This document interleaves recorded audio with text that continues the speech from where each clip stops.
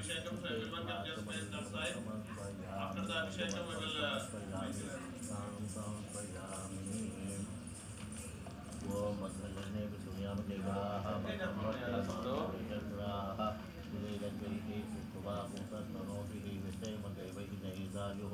स्वस्ति न इन्दो वृद्धश्रवाः स्वस्ति नः पूषा विश्ववेदाः स्वस्ति नस्तार्क्ष्यो अरिष्टनेमिः बृहस्पतिर्दधातु ॐ शान्तिः शान्तिः शान्तिः ॐ लं नमस्ते गणपतये त्वमेव प्रत्यक्षं तत्त्वमसि त्वमेव केवलं कर्तासि त्वमेव केवलं धर्तासि त्वमेव केवलं हर्तासि त्वमेव सर्वं कल्पितं ब्रह्मासि साक्षादात्मासि नित्यम् अर्थं वच्मि सत्यं वच्मि अवत्वं माम् अववक्तारम् अवश्रोतारम् अवदातारम् अवधातारम् अवानोजानमवशिष्यम् अवपश्चात्ता आदो अवपरस्ता आदो अवोत्तरात्ता आदो अवदक्षिणात्ता आदो अवचोर्ध्वात्ता आदो अवाधरात्ता आदो सर्वतो मां पाहि पाहि समन्तात् त्वं वाङ्मयस्त्वं चिन्मयः त्वं ब्रह्ममयः त्वं सच्चिदानन्दाद्वितीयोऽसि त्वं प्रत्यक्षं ब्रह्मासि त्वं ज्ञानमयो विज्ञानमयोऽसि सर्वं जगदिदं तत्तो जायते सर्वं जगदिदं तत्तस्तिष्ठति त्वं त्वयिलेमेष्यति सर्वं जगदिदं त्वयि प्रत्येति त्वं भूमिरापो नलो निलो नभः त्वं चत्वारि वाक्पदानि त्वं गुणत्रयातीतः त्वं देहत्रयातीतः त्वं कालत्रयातीतः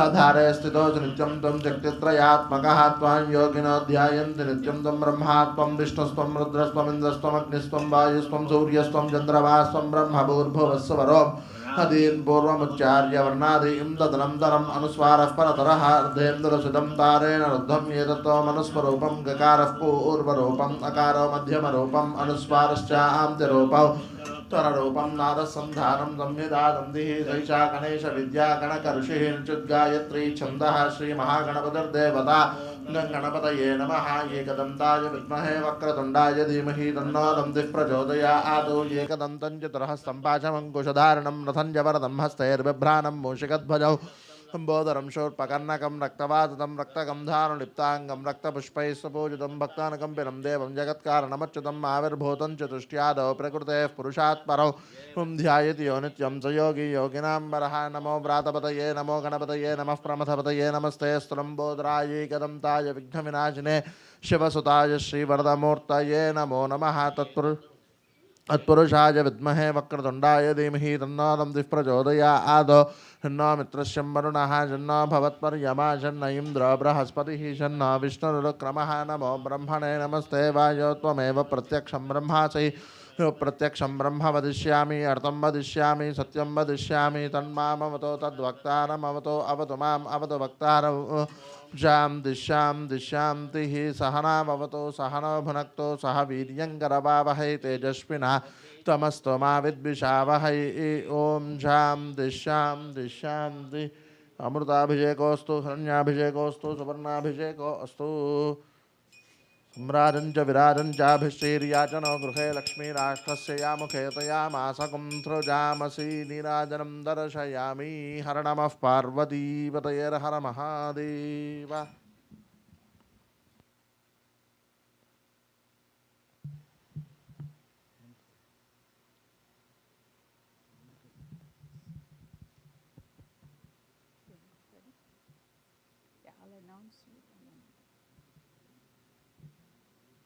Namaskaram, Shri Matre Namaha. We welcome all the lovely seniors to the Senior Day celebration.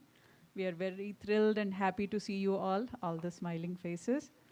And today we have an exciting lineup of agenda.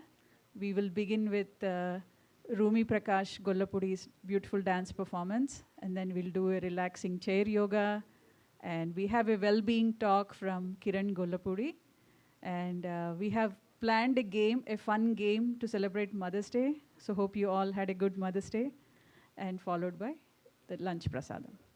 Okay, so we'll start with the dance performance.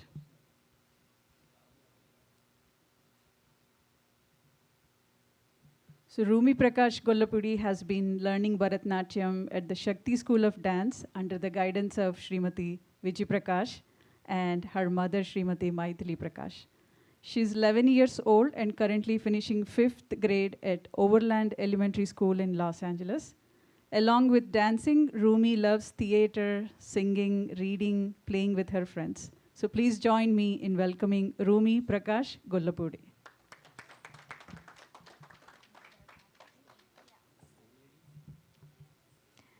Hello. The first piece Rumi will be presenting is a Gautwam in praise of Lord Nataraja, the cosmic dancer.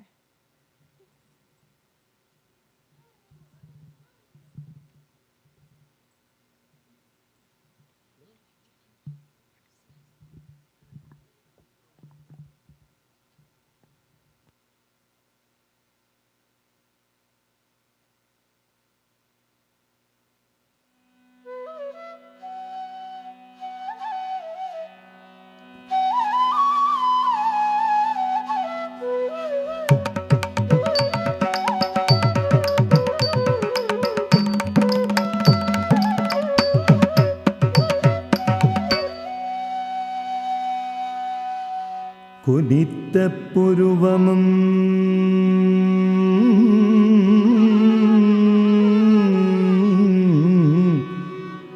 കൂവൈ செவ்வாயில் குமிஷிரிப்பும்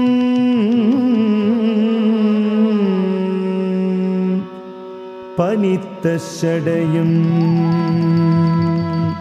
பவளம் போல் மேனியில் பால் வெண்ணீரும் இனித்தமுடனெடுத்த பொற்பாதமும்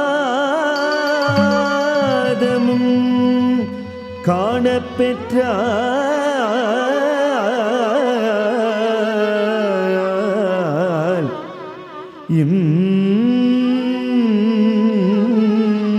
மனித்த பிறவியும் வேண்டுவதே இம்மாநிலத்தே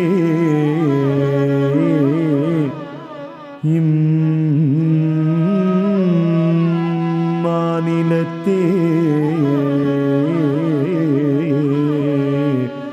மாநிலத்தே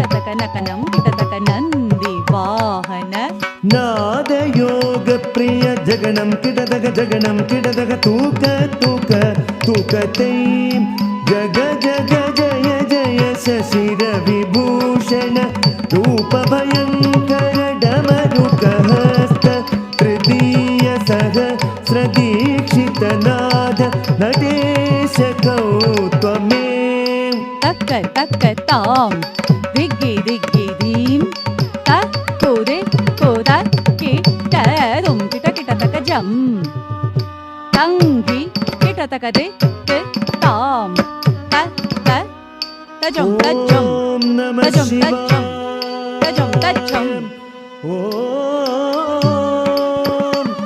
நம சிவாய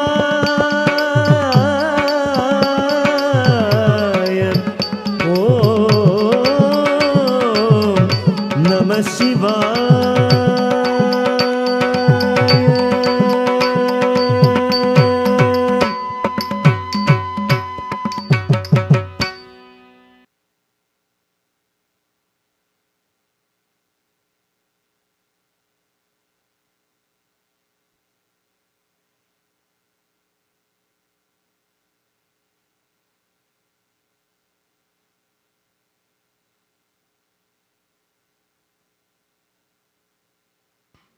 The second item, Shankari Shankuru by Shyama Sastri, set in Raga Saveri.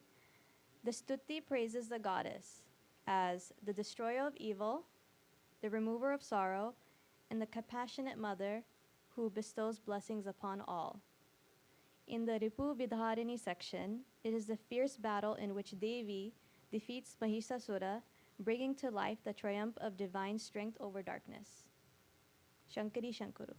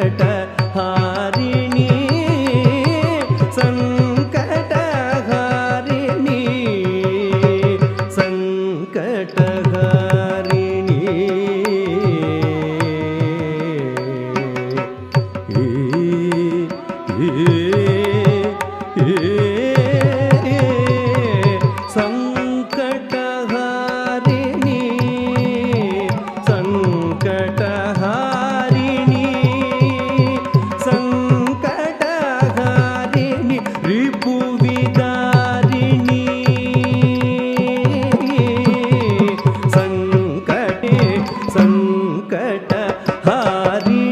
रिपुविदारिणि कल्याणि सदा नतफलदायिके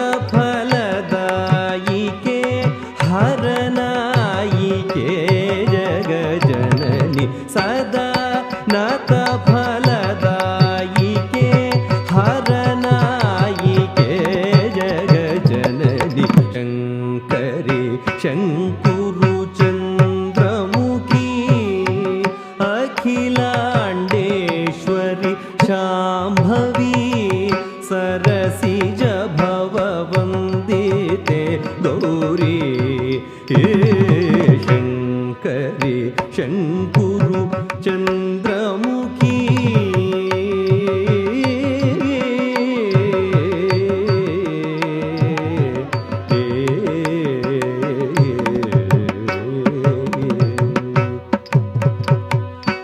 श्यामकृष्ण सोदरी श्यामलेश तोदरी श्यामकृष्ण सोदरी श्यामलेश तोदरी श्यामकृष्ण सोदरी श्यामलेश तोदरी श्यामकृष्ण सोदरी श्यामलेश तोदरी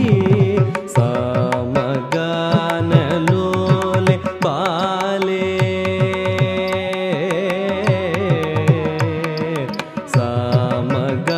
सामगानलोले बाले सामगानलोले बाले सदार्ति भञ्जनशीले सदार्ति भञ्जनशीले शङ्करि शङ्कुरु Chandramukhi अखिलाण्डेश्वरि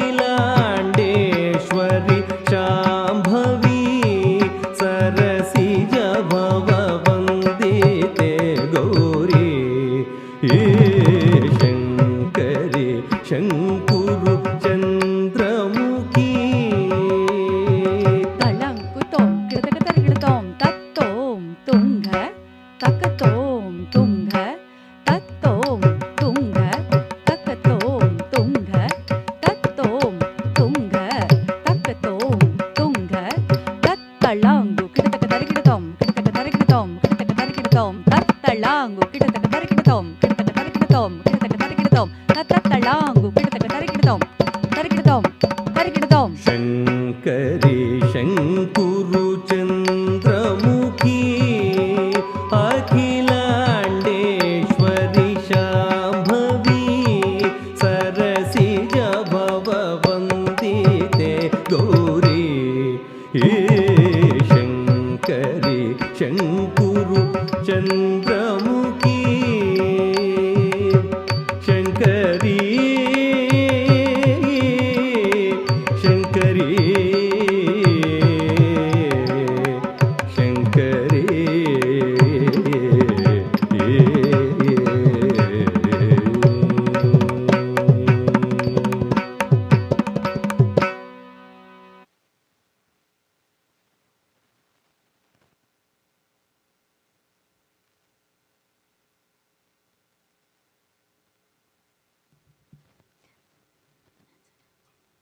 The next piece, Tirada Velayattu Pillai. Krishna is the eternal prankster who endlessly teases the gopis. He hands one gopi a half-eaten fruit, makes another one cry over the flowers in her hair, and enchants them with his magical flute, only to drop ants into their mouth. The gopis are so tired of him. What a nuisance he is. We're all fed up with him. Tirada Velayattu Pillai.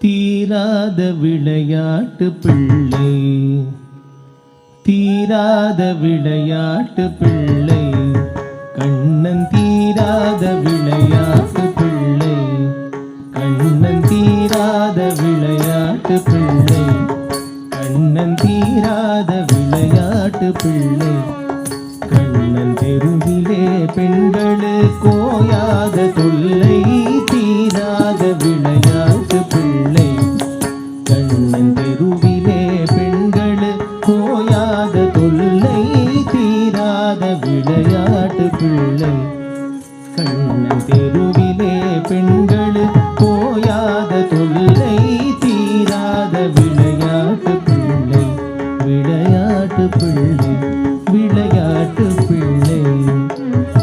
தின்னப்பழம் கொண்டு தருவான், தின்னப்பழம் கொண்டு தருவான், கண்ணன் தின்னப்பழம் கொண்டு தருவான், கண்ணன் தின்னப்பழம் கொண்டு தருவான், தின்னப்பழம் கொண்டு தருவான், பாதி தின்கின்ற போதிலே தட்டி பதிப்பான், என்னப்பன் என்னை என்றால், என்னப்பன் என்னை என்றால், என்னப்பன் என்னை என்றால், என்னப்பன் என்னை என்றால், என்னப்பன் என்னை என்றால், என்னப்பன் என்னை என்றால், அதனை எச்சில்படுத்தி கடித்து கொடுப்பான், தீராத விளையாட்டு பிள்ளை, என்னப்பன் என்னை என்றால், அதனை எச்சில்படுத்தி கடித்து கொடுப்பான், தீராத விளையாட்டு பிள்ளை, விளையாட்டு பிள்ளை, விளையாட்டு பிள்ளை. அழகுள்ள மலர் கொண்டு வந்தேன், அழகுள்ள மலர் கொண்டு வந்தேன், கண்ணன் அழகுள்ள மலர் கொண்டு வந்தேன், கண்ணன் அழகுள்ள மலர் கொண்டு வந்தேன், கண்ணன் அழகுள்ள மலர் கொண்டு வந்தேன், என்னை அழ சீர பின் கண்ணை மூடிக்கொள், குழலிலே சூட்டுவேன் என்பான், குழலிலே சூட்டுவேன் என்பான், என்னை குருடாக்கி, என்னை குருடாக்கி, என்னை குருடாக்கி, என்னை குருடாக்கி, என்னை குருடாக்கி மலரினை தோழிக்கு வைப்பான், குருடாக்கி மலரினை தோழிக்கு வைப்பான், குருடாக்கி மலரினை தோழிக்கு வைப்பான், தீராத விளையாட்டு பிள்ளை, குழலிலே சூட்டுவேன் என்பான், என்னை குருடாக்கி மலரினை தோழிக்கு வைப்பான், குருடாக்கி மலரினை தோழிக்கு வைப்பான், தீராத விளையாட்டு பிள்ளை, விளையாட்டு பிள்ளை, விளையாட்டு பிள்ளை. புல்லாங்குழல் கொண்டு வருவான்,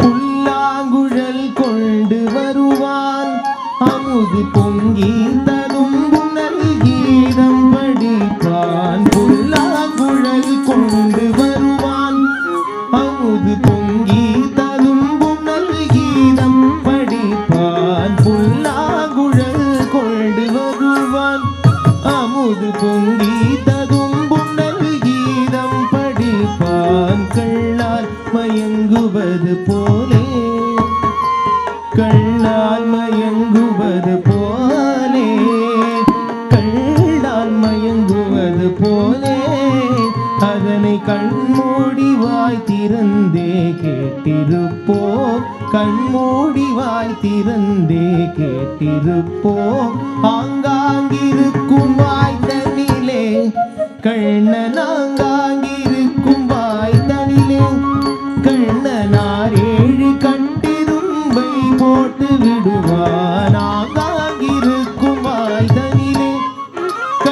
நாரேழு கட்டெரும்பை போட்டு விடுவான். எங்காகிலும் பார்த்ததுண்டோ, எங்காகிலும் பார்த்ததுண்டோ, கண்ணன் எங்களை செய்கின்ற வேடிக்கை போலே, எங்களை செய்கின்ற வேடிக்கை போலே, தீராத விளையாட்டு பிள்ளை கண்ணன் தெருவிலே, பெண்களுக்கு ஓயாத தொல்லை, தீராத விளையாட்டு பிள்ளை, விளையாட்டு பிள்ளை, விளையாட்டு பிள்ளை.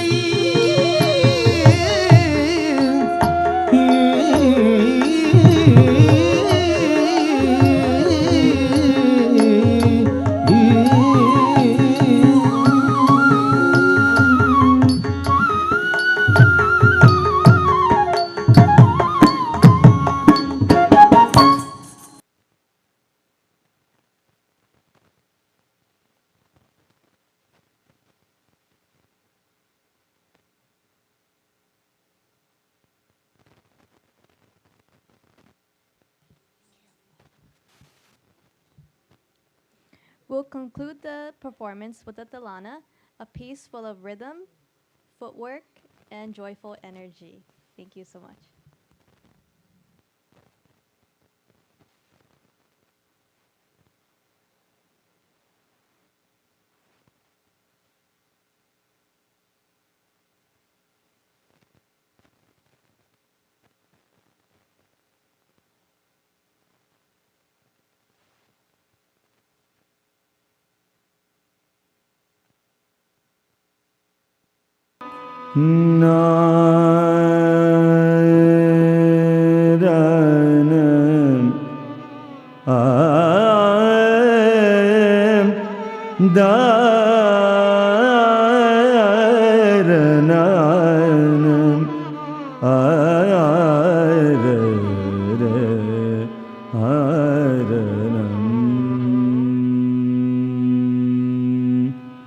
तत्तद्दीं तनदिरनां दृदृतानि तुं दतानि तदृदृतानि तत्तद्दीं तनदिरनां दृदृतानि तुं दतानि तदृदृतानि तत्तद्दीं तनदिरनां दृदृतानि तुं दतानि तदृदृतानि तत्तद्दीं तनदिरनां दृदृतानि तुं दतानि तदृदृतानि तत्तद्दीं तनदिरनां दृदृतानि तुं दतानि तदृदृतानि तत्तद्दीं तनदिरनां दृदृतानि तुं दतानि तदृदृतानि तत्तद्दीं तनदिरनां दृदृतानि तुं दतानि तदृदृतानि तत्तद्दीं तनदिरनां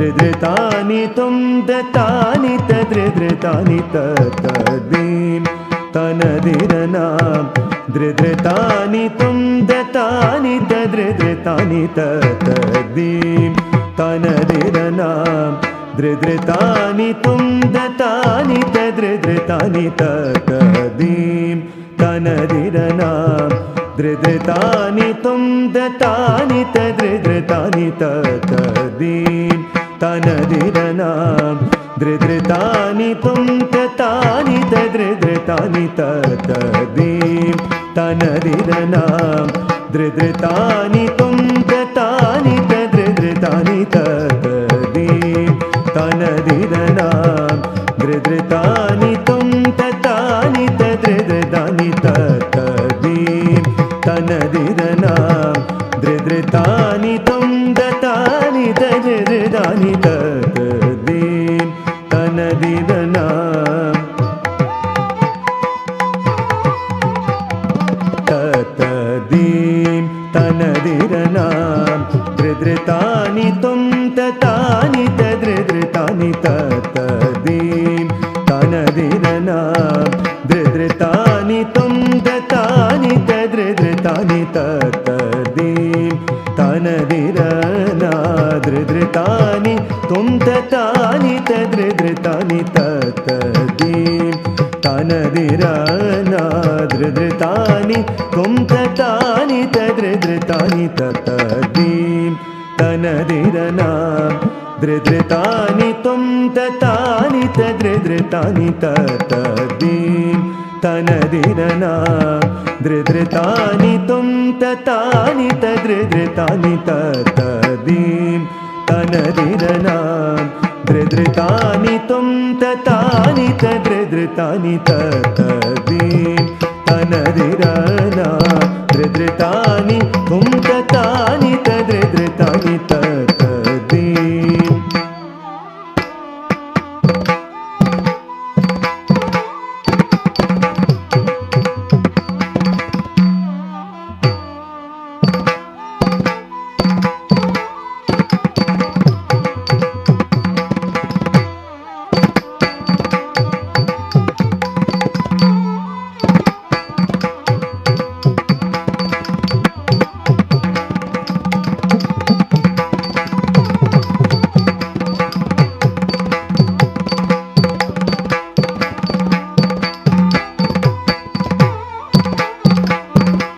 ततदीं तनदिरना दृदृतानि तुम ततानि तदृदृतानि ततदीं तनदिरना दृदृतानि तुम ततानि तदृदृतानि ततदीं तनदिरना तनदिरना तनदिरना तनदिर तनदिरना तनदिरना तनदिर तनदिरना तनदिरना तनदिरना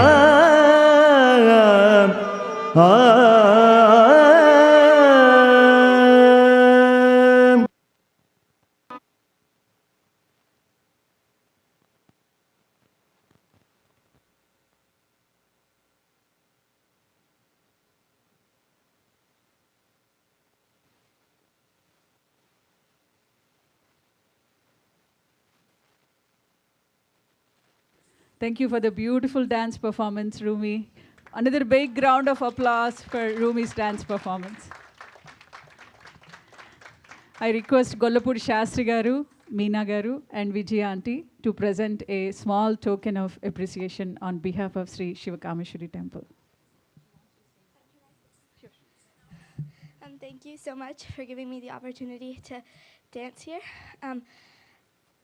Yes, thank you so much. I had so much fun.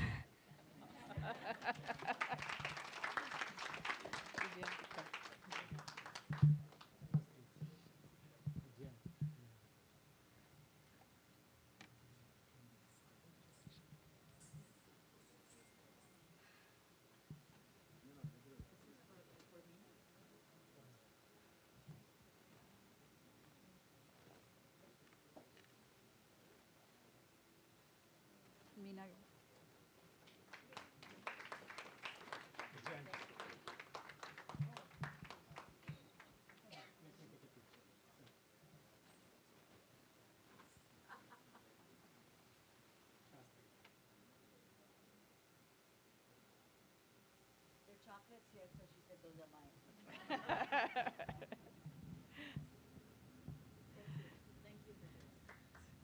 Thank you, Rumi, for the beautiful dance performance. I request Dr. Jandyala Ravishankar Garu and Shravani Garu to present a small token of blessing to Vijay Aunty on behalf of Sri Shiva Kameswari Temple.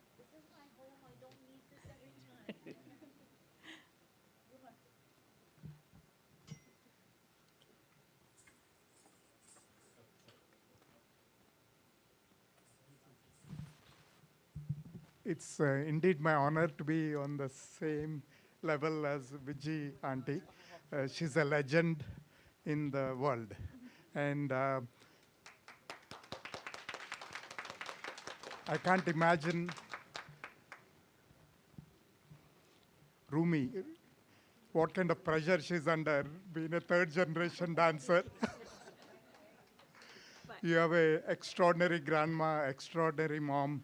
We are fans of the family.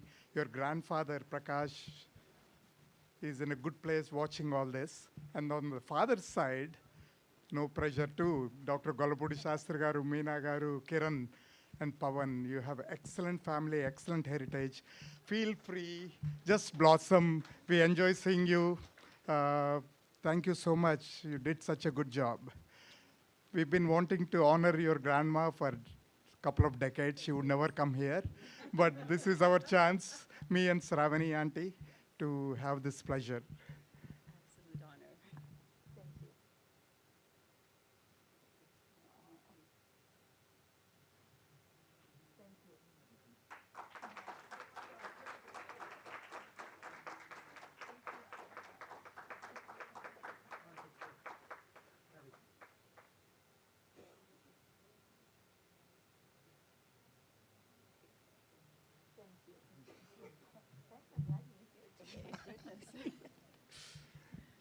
Kiran గురించి నేను రెండు చెప్తాను.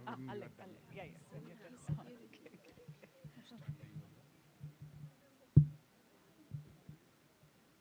So we'll do relaxing chair yoga, followed by well-being talk by Dr. Kiran Gollapudi.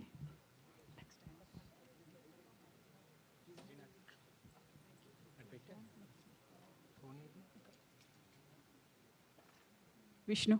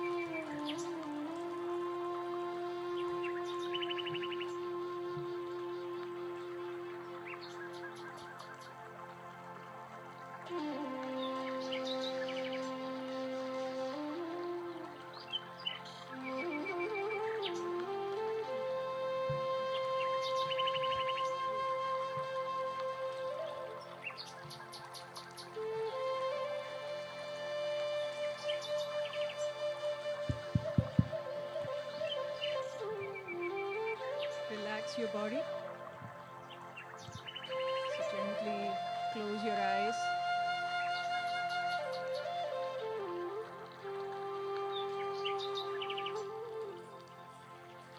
Take a deep inhale through your nose.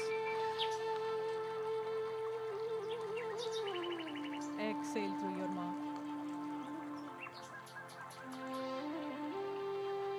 One more time.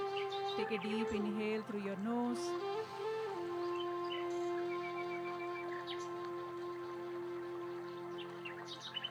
Exhale through your mouth.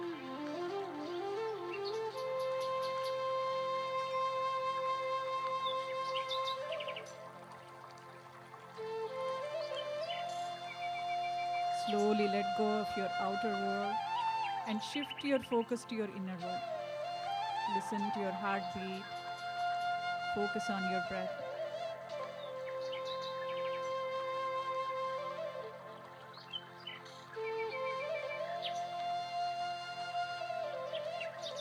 As we begin our practice today, let's set an intention of gratitude.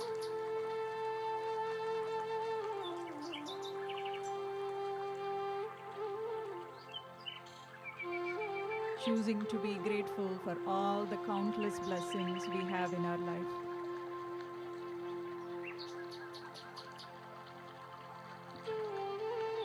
A grateful heart is a happy heart.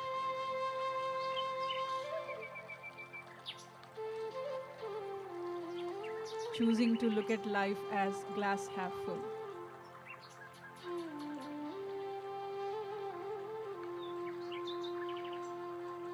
Universe, I'm grateful for this life experience. I'm grateful to my parents for everything they have given me.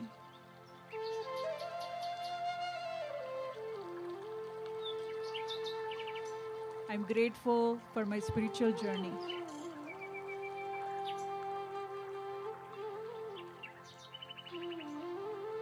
I'm grateful for all the love I receive from my family and friends.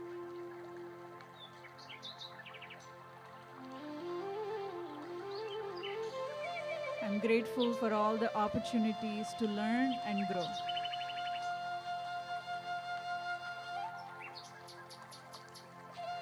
I'm grateful for all the challenges that make me stronger.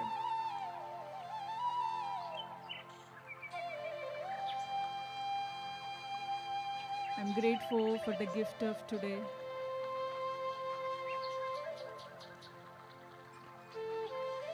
I'm grateful for my breath.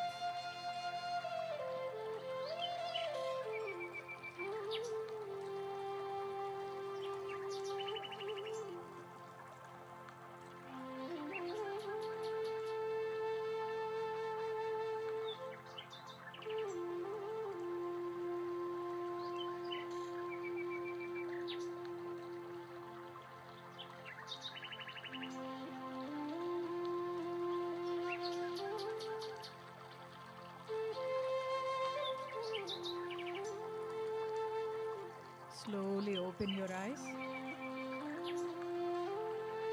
Take deep inhale through your nose. Exhale through your mouth. Place your left palm on your heart and right palm on your belly. Take a deep inhale through your nose for the count of 4. Exhale through your mouth for the count of 4. One more time. Inhale. Exhale.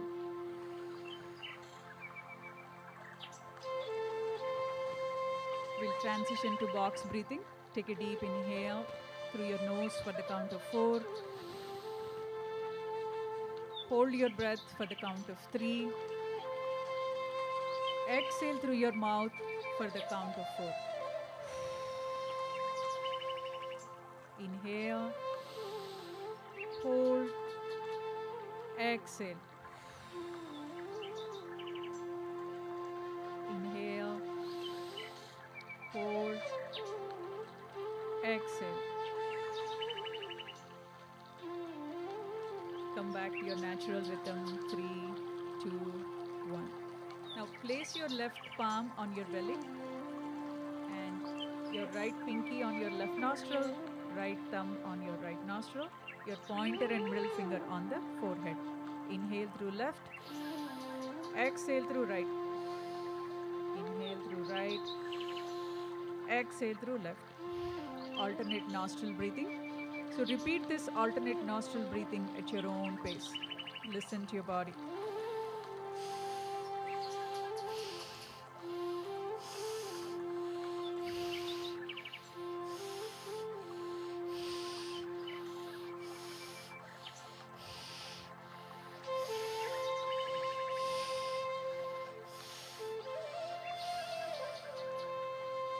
Slowly come back to your natural rhythm. 3, 2, 1. Now place both the palms on your belly. We'll inhale softly through our nose and exhale forcefully through our nose. Skull shining breath.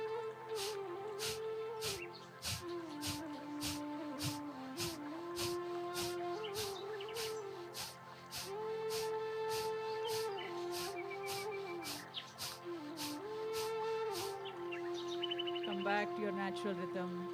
3, 2, 1. Inhale softly through your nose. Lift both the arms up. Exhale forcefully through your mouth. Bend your arms and bring your arms next to your body.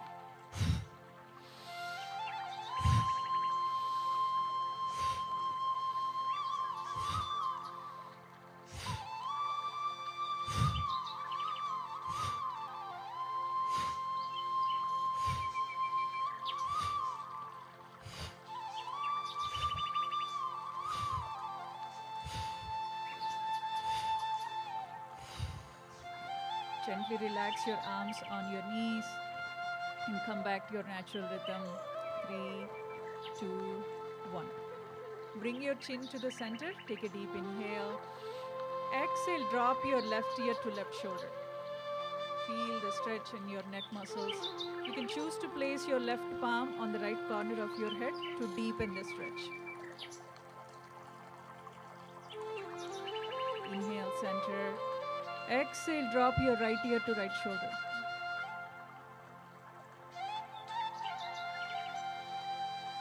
Inhale, center. Exhale, drop your left ear to left shoulder.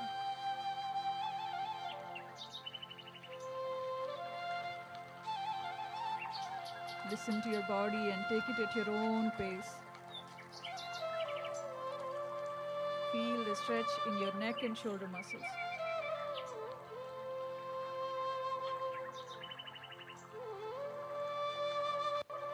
Gently rest both the palms on your knees. Bring your chin to the center. Take a deep inhale.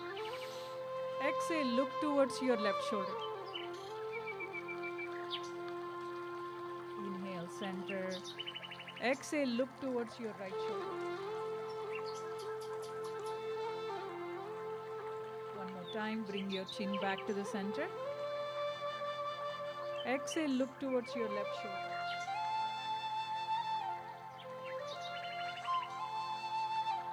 Inhale, center. Look towards your right shoulder.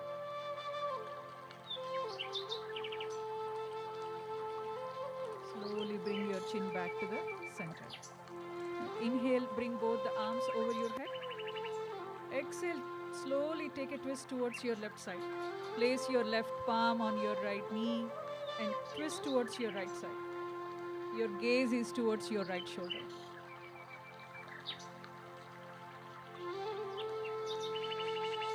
Inhale, center, lift both the arms up. Exhale, take a twist towards your left.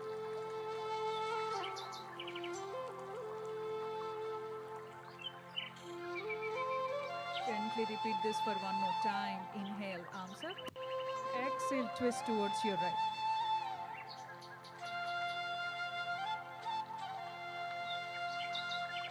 Inhale, arms up. Exhale, take a twist towards your left.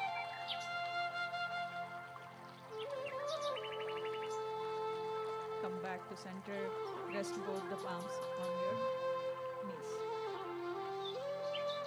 Sit comfortably and slowly start making circles with one arm at a time over your head. So feel the stretch in your neck and shoulder muscles. Take it slow. Listen to your body and make this your own practice.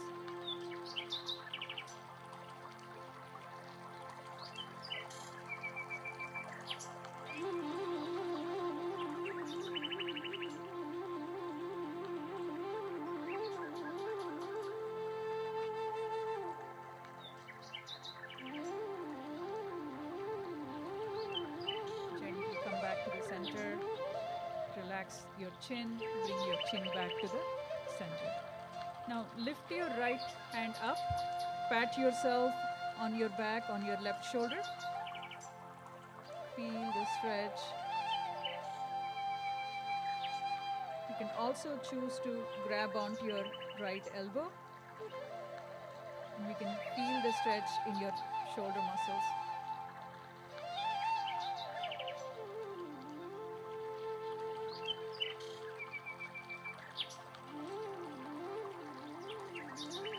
Gently release.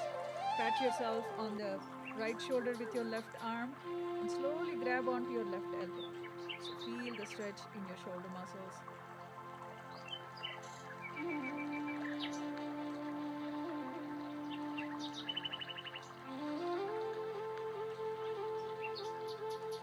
Gently release. Stretch both the arms in front of you. Start making circles with your wrists.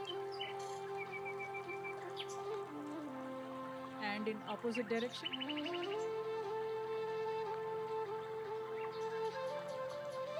Stretch your palm and grab onto your fingertips. Feel the stretch in your wrist.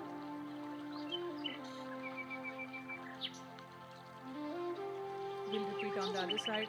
Stretch your left palm and grab onto your left fingertips.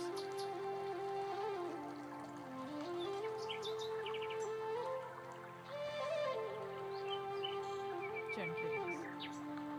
We'll do the seated cat cow. Inhale, sit up straight. Lift your head up, keep a curve in your back. Exhale, cat, round up your back, tuck your chin. Inhale, cow, lift your head up, keep a curve in your back. Exhale, cat, round up your back and tuck your chin. One last time. Inhale, cow. Exhale, cat.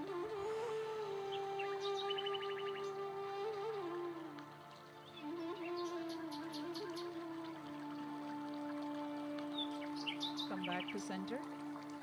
Place your fingertips on your shoulders and slowly start making circles with your elbows. Be gentle with yourself.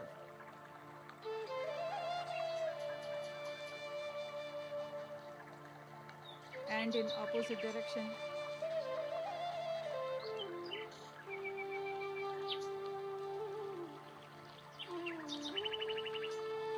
And gently relax.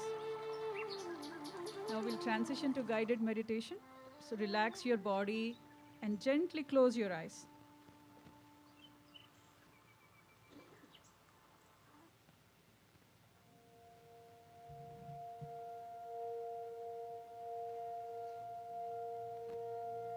Focus on your inhales and exhales. Focus on your breath.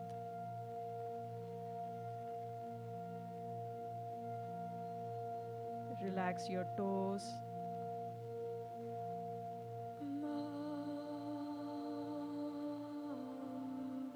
Relax your heels.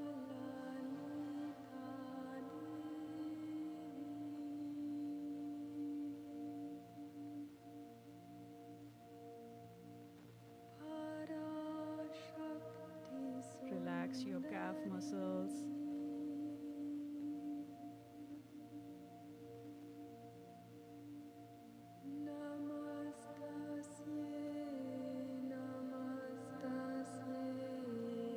Relax your knees.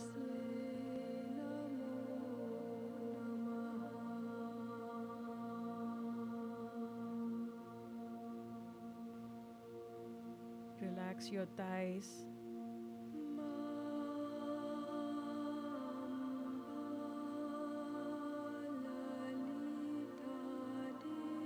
Drop the weight of your hips into the chair. Sink into your chair.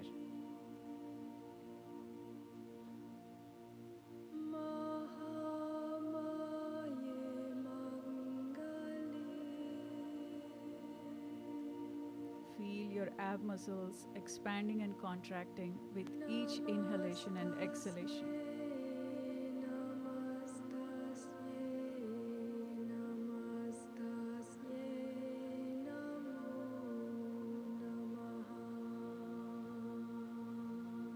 Ask yourself the question, who am I?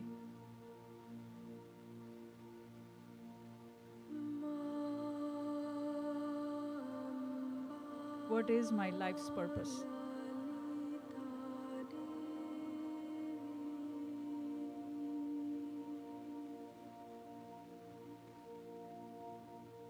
What am I grateful for today?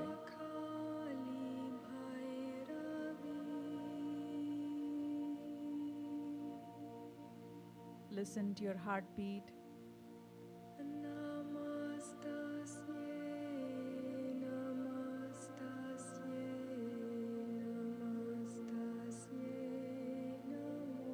Relax your arms and fingers.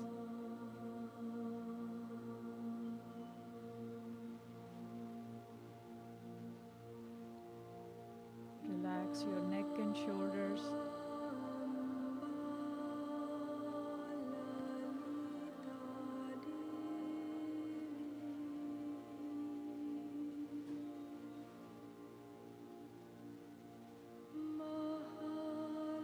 Unclench your jaw.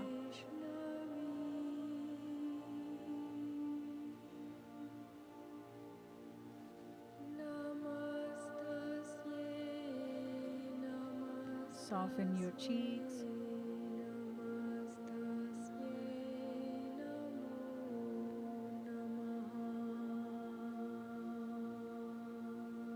Let your eyes be heavy.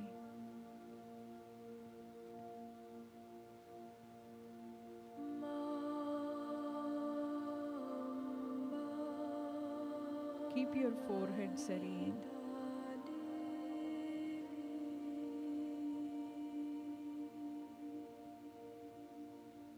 Feel the head to toe relaxation.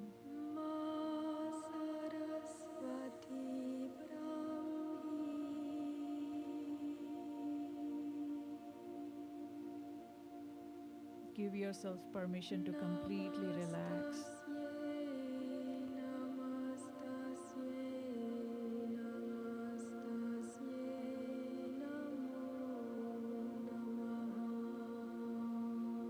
Reminding ourselves the intention that we have set during the beginning of our practice. Choosing to be grateful. Acknowledging all the countless blessings we have in our life. Looking at life as glass half full.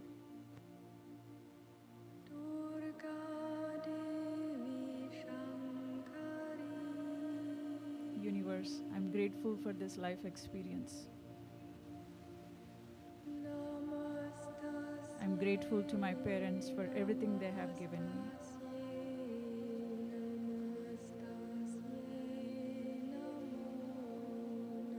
I'm grateful for my spiritual journey.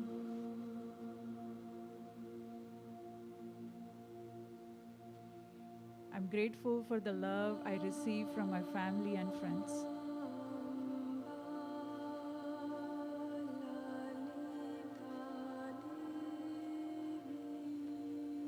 I'm grateful for all the opportunities to learn and grow every day.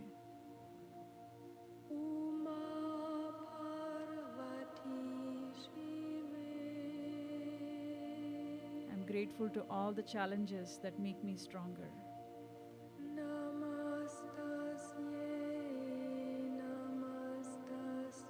I'm grateful for the gift of today.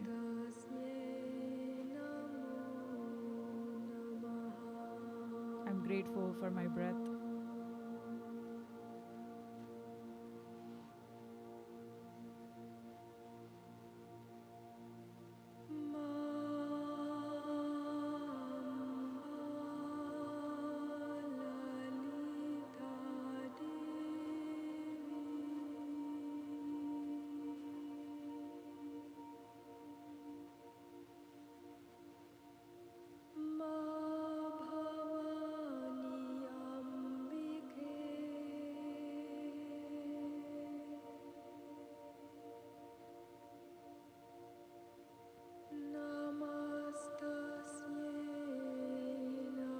Slowly bring your palms in a prayer pose, Anjali Mudra. Rest your thumb near your heart. And bow down to your own heart in gratitude for making your self-care a priority.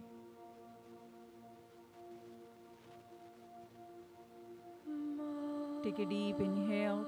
Continue to keep your eyes closed. Take a deep inhale. We'll all chant one Om together. Om.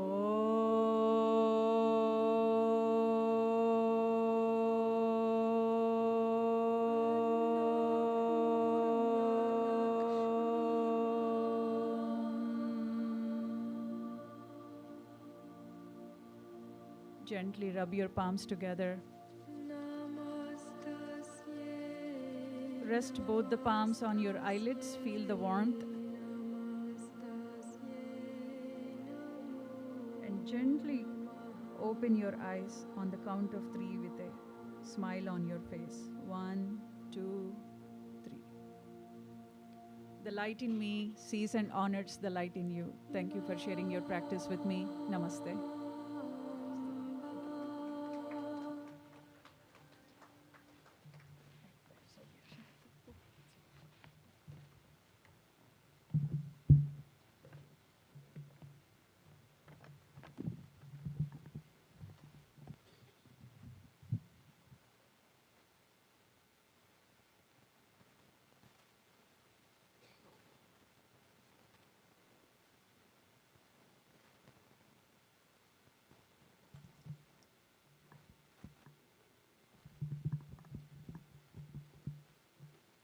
It's my great pleasure and honor to introduce our well-being speaker for today, Dr. Kiran Gollapudi.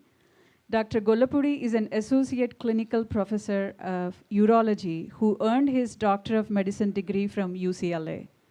He completed his residency in urology at UCLA and went on to pursue advanced fellowship training in minimally invasive urology at Cedars-Sinai Medical Center.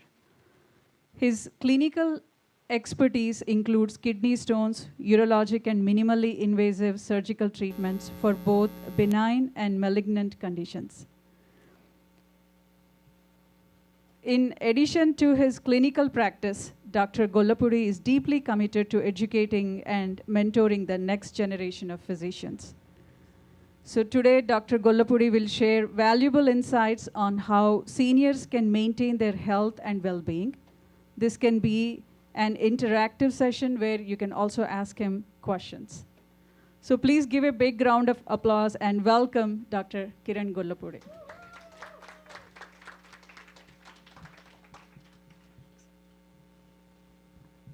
So before Kiran begins, I would like to ask Dr. Ravi to say a few words about Kiran. I requested this of Uma. Before I introduce this young gentleman, he might be professor already, not yet. Siva Kameswari Temple is doing such wonderful activities like Uma's team, doing the senior center and many, many other things. Dances, literary activities, spiritual activities, Veda Sammelanam. Under the leadership of Sri Samavedula Chandrasekhar Sharma Garu, this temple will be completing 10 years very soon. So it's imperative that we all implore our families, our friends all over the world to support this Siva Kameshwari Devasthanam. So this structure will belong to us as opposed to paying a rent, because it costs almost $20,000 to run a temple in California, and this doesn't even include any reasonable salaries for the pundits. And we can't imagine how scholarly they are. They're beyond Kiran and I, they're past PhDs. So it is imperative because it's coming up, the 10th year, and by July we need to buy this place. And there's a lot of money involved. A lot of you are already committed. Just implore your sons, children, well-wishers, friends all over the world. It doesn't need to be local people to support this organization. I'm a volunteer. I'm a supporter in my own little way. With that, I'll come today. This young gentleman grew up in Orange County, grew up in Irvine, and he used to play sports. Basketball, he's a fan of Lakers. He used to play tennis, and he had the pressure of doing research under his father, just like she's having the pressure to learn under grandmother and mother.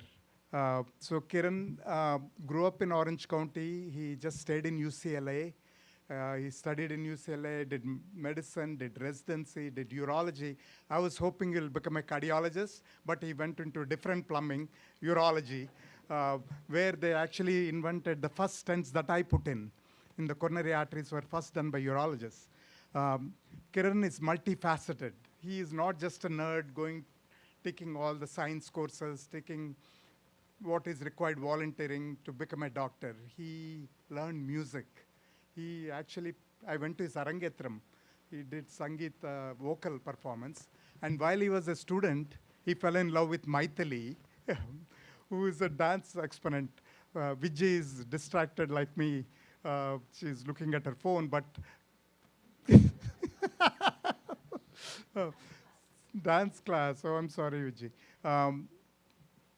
So he fell in love with Maithili, and they both are artistic couple.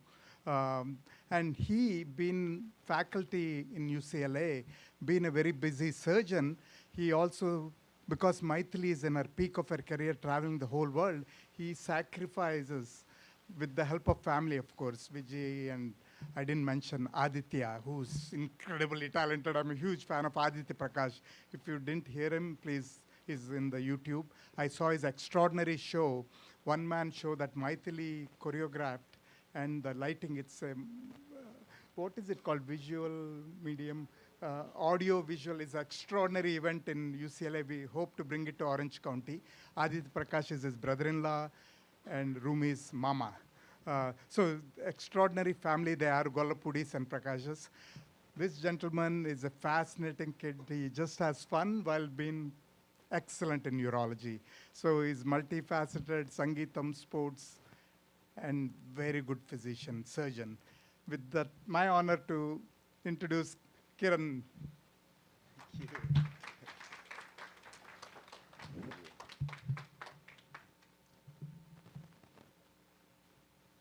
Okay. All right. Well, thank you so much. Thank you for those very kind words, Ravi Uncle. I wanted to again thank the entire Shiva Kameswari Temple and Ravi Uncle for inviting all of us here today, inviting Rumi. I wanted to thank everybody who helped Rumi prepare for getting her to share what her dance with you guys. So I wanted to share just a little bit with you guys about what it is that I do and how we can serve you guys and how we can help people in our community. So first of all, I want to tell you guys, what is a urologist? I know it's very, very basic, but surprisingly, there's a lot of people. I myself, when I started medical school, I didn't know what a urologist was. I can tell you our medical students don't always know what a urologist is. Sometimes even some of my colleagues don't always know what a urologist is and what we do. We take care of men, we take care of women, we take care of kids, we take care of people of all ages, and we take care of a whole lot of different problems. Everything from urinary tract infections to kidney stones to infertility, all the way to kidney transplantation and kind of oncologic surgeries for major cancers like kidney cancer and bladder cancer and prostate cancer. But really kind of the bread and butter of what we take care of is kind of urinary dysfunction and difficulty urinating. And so today I wanted to talk to you guys a little bit about that. So can we go to the next slide, please? Next slide, please. You can't see? Oh, all right. Well, you should know what this is, Vishanti.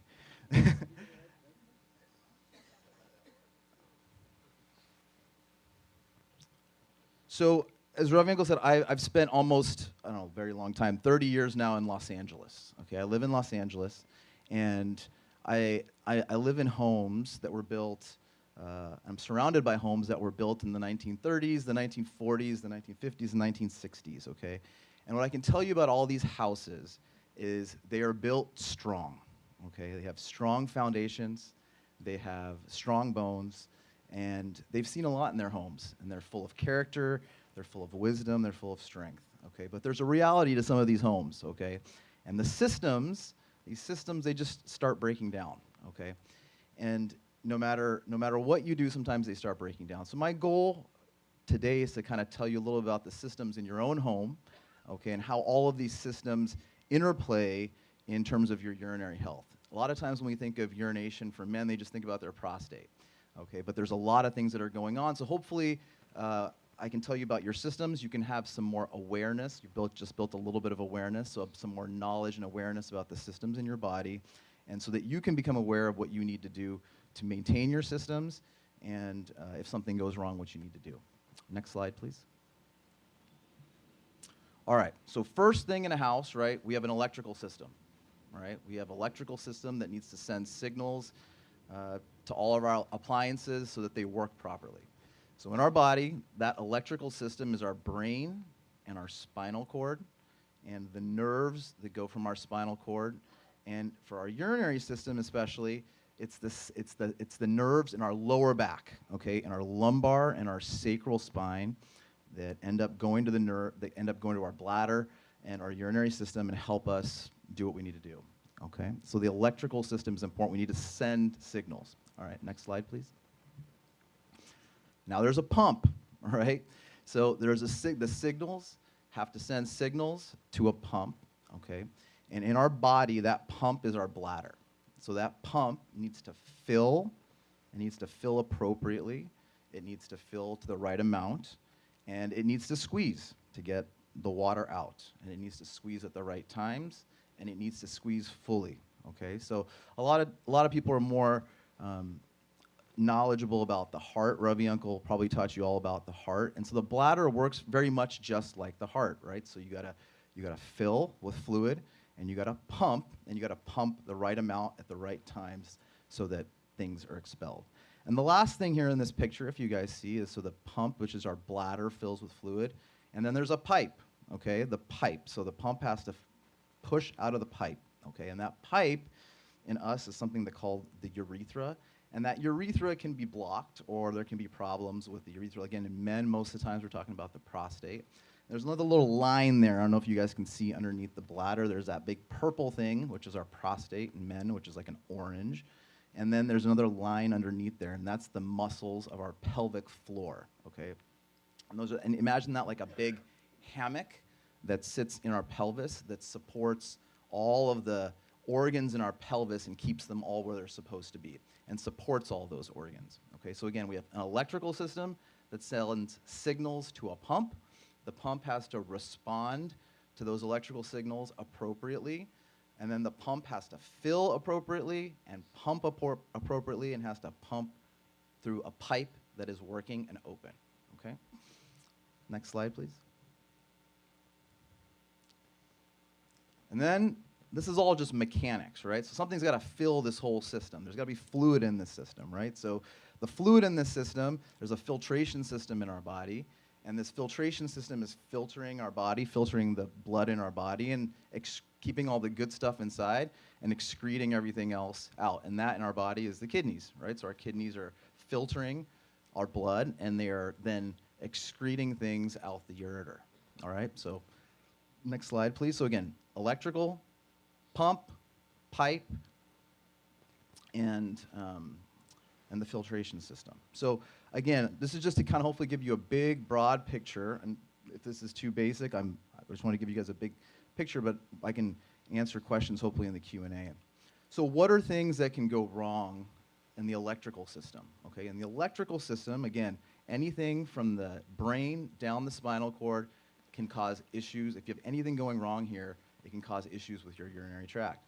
So strokes, Parkinson's disease, people who have seizure disorders, any sort of drugs that you take that can affect your nervous system, all of this can affect your urinary tract. The most common thing that most of us probably here are used to is diabetes, right? So diabetes, we just think blood sugar, blood sugar, blood sugar.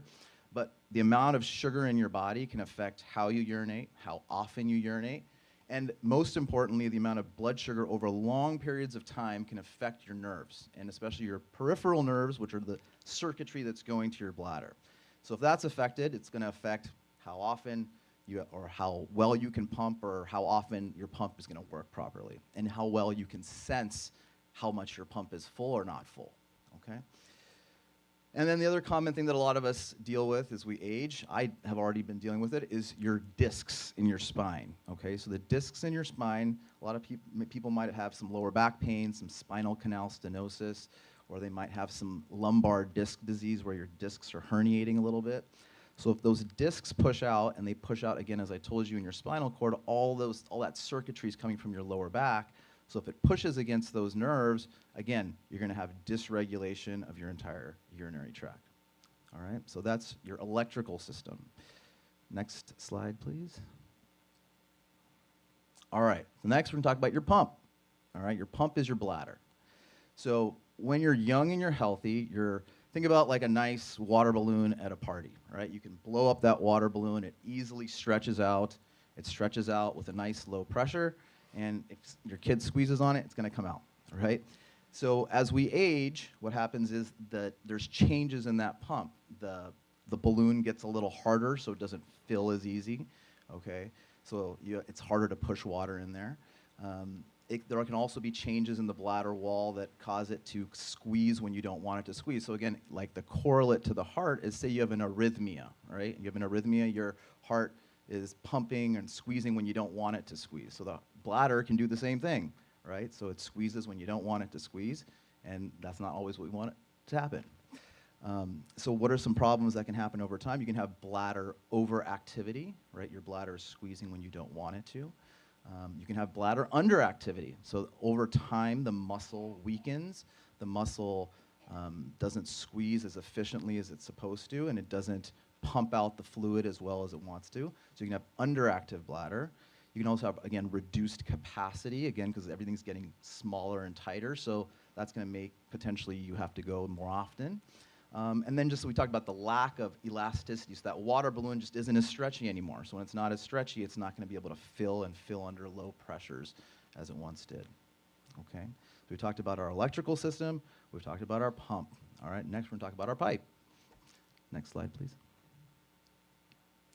So the pipe, it's just a pipe, right?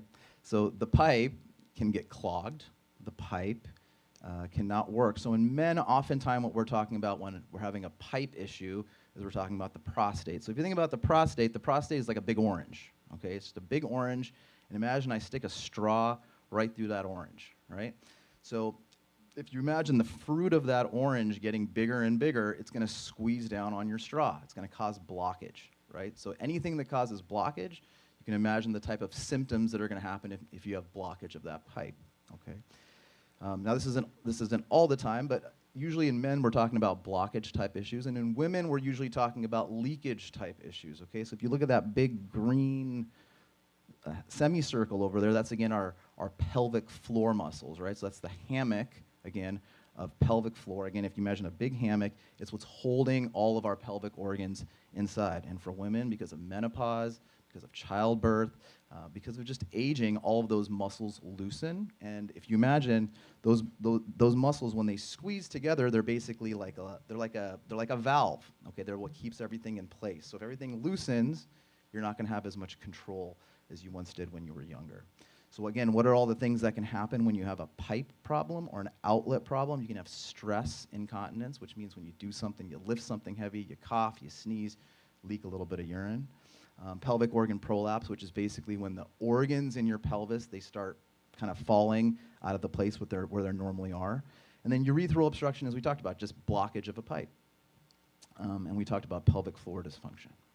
All right, next slide, please.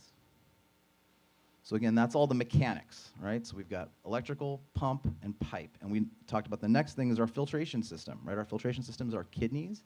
And if there's problems in our filtration system, we can have problems with our urinary system, right? And ultimately, as we talked about, there's stuff that's going into our system and stuff that's being pumped out into our system. So if you think about your coffee, right? If you think about your coffee and say you have a little bit of coffee and you put a little sugar cube in there, well, guess what? That sugar cube's going to just stay as a sugar cube, right? It's not going to dissolve. But if I fill it up with appropriate amounts of liquid, that sugar cube's going to dissolve. So that's basically what happens in a kidney stone, right? So there's always things like calcium and magnesium and all these things floating around your urine all the time, but if there's a ratio problem of how much liquid you have or how much solute or stuff that can create kidney stones that's in that system, you're going to create a stone, and that stone's going to cause you problems, all right? If you put things into your body that need to be filtered out that can potentially cause problems in your pipes, right? If you put a lot of,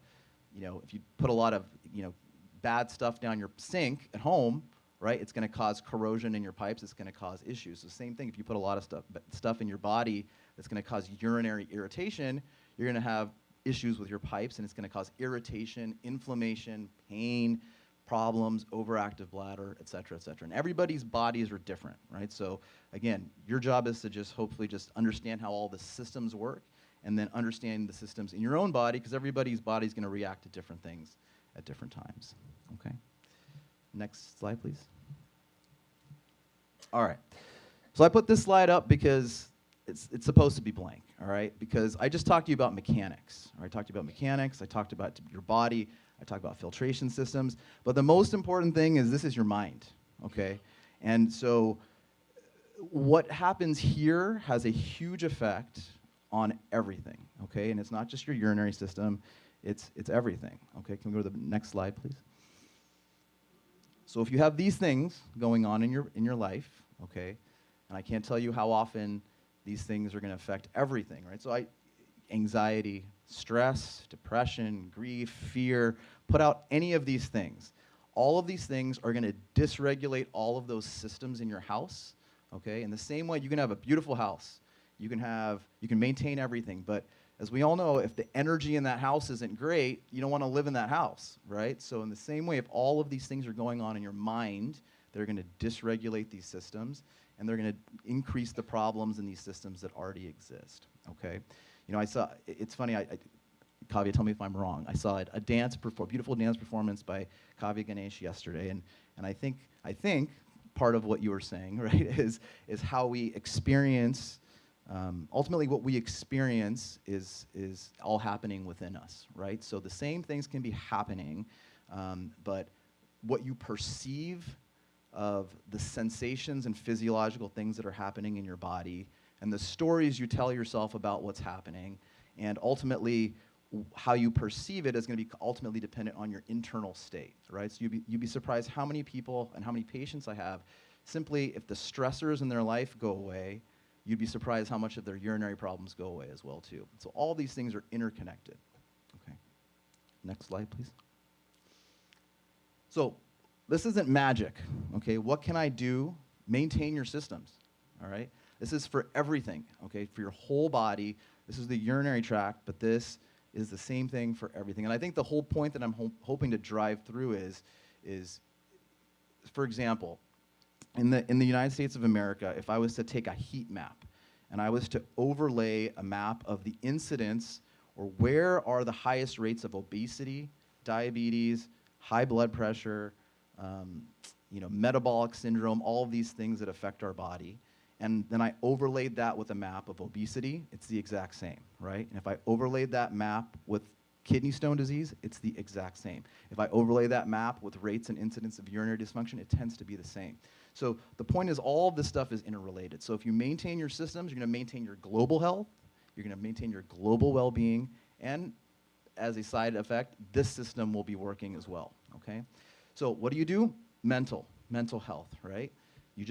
We all just did some. So for everybody, it's going to be different. For some of you, it's meditation. For some of you, it's dancing. For some of you, it's singing. For some of you, it's reading a scientific paper. For some of you, it's playing chess with your buddies. Whatever it might be, take care of yourself and your mental health. So stress management, expectation management, right? Part of expectations is, guess what? The systems over time, they're not going to be the same as when you were 20, okay? And it's never going to be perfect, but we can make it as best as we can. And hopefully we can make it great, but sometimes it's just not going to be that way, okay? Diet, all right? We already talked about the importance of diet. Again, you're going to prevent and manage all these chronic diseases like diabetes, all right? And if you avoid certain urinary irritants in our Indian diet, it's basically we're talking about things that are very spicy, masalas, very acidic, tomato, you know, what else? High citrus foods, caffeine, teas, all these things. Everybody's body is different, right? But you'll see what are these things that affect your body and potentially are causing issues. Just become aware. If you're having issues, just kind of log it. It's a very easy log. I ate this and this is a problem. You got to cut it out, okay? And then exercise. Again, exercise, what does it do? It prevents and manages all these chronic diseases, but also importantly, improves your core strength. Core strength is important for your back health. Back health is important for your disc disease. Disc disease affect your nerves and your circuitry. So all of this is important, right? And then pelvic floor exercises. Again, we just, believe it or not, you all just did a bunch of pelvic floor exercises, right? Even though you were sitting in a chair, you were breathing, you were doing mental health, stress management, stress and anxiety decreasing. You sat, you did some cat-cow, right? The cat-cow actually, if you breathed in and you brought up your pelvic floor, you actually did, many women have probably been taught Kegel exercises when you guys had children. You can kind of basically do a Kegel exercise and strengthen your pelvic floor. And there's a lot of these yoga poses that actually strengthen your pelvic floor as well too, all right? So again, not rocket science, right? So at the end of the day, what we do is not rocket science. You just gotta prevent yourself by eating well, exercising, and most importantly, your mental health. Okay. Next slide. Is that all I have? Oh yeah. And if all goes wrong, and you've done everything you can, sometimes you just got to call plumber, right? So I'm here. So that's my phone number. That is my email address. And you know, I think one of the things, so when I went into medical school, as Ravi Uncle said, I grew up playing sports. I love playing sports. I got hurt playing a lot of sports. And I thought for sure I was going to be an orthopedic surgeon, 100%.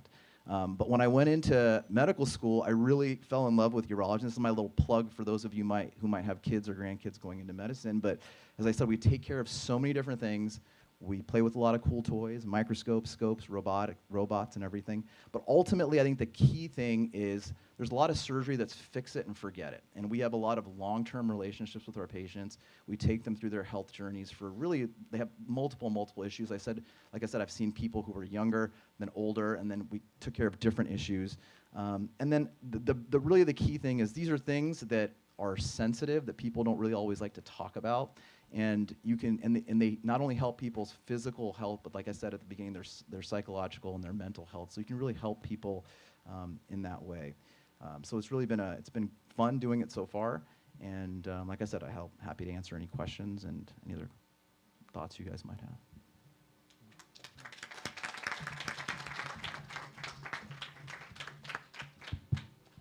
Anybody has any questions for Dr. Kiran?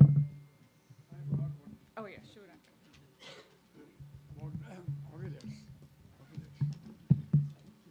Oh, this way? Yeah. Oh, sorry.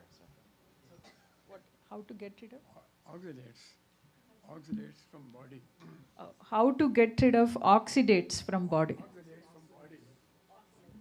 Oxalates? Get rid of oxalates from body, you know. I've been taking spinach, beetroot, almonds.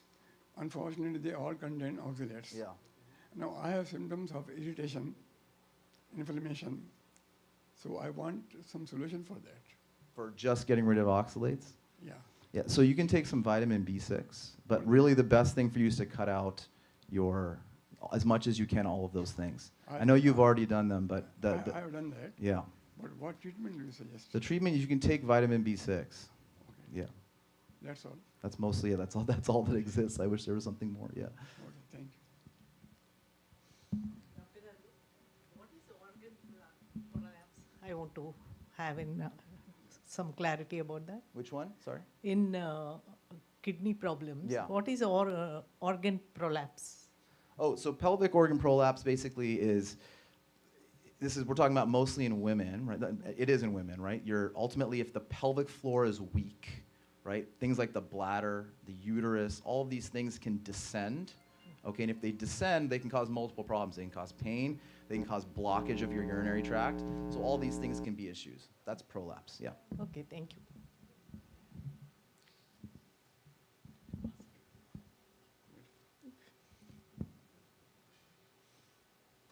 I'm 75 years.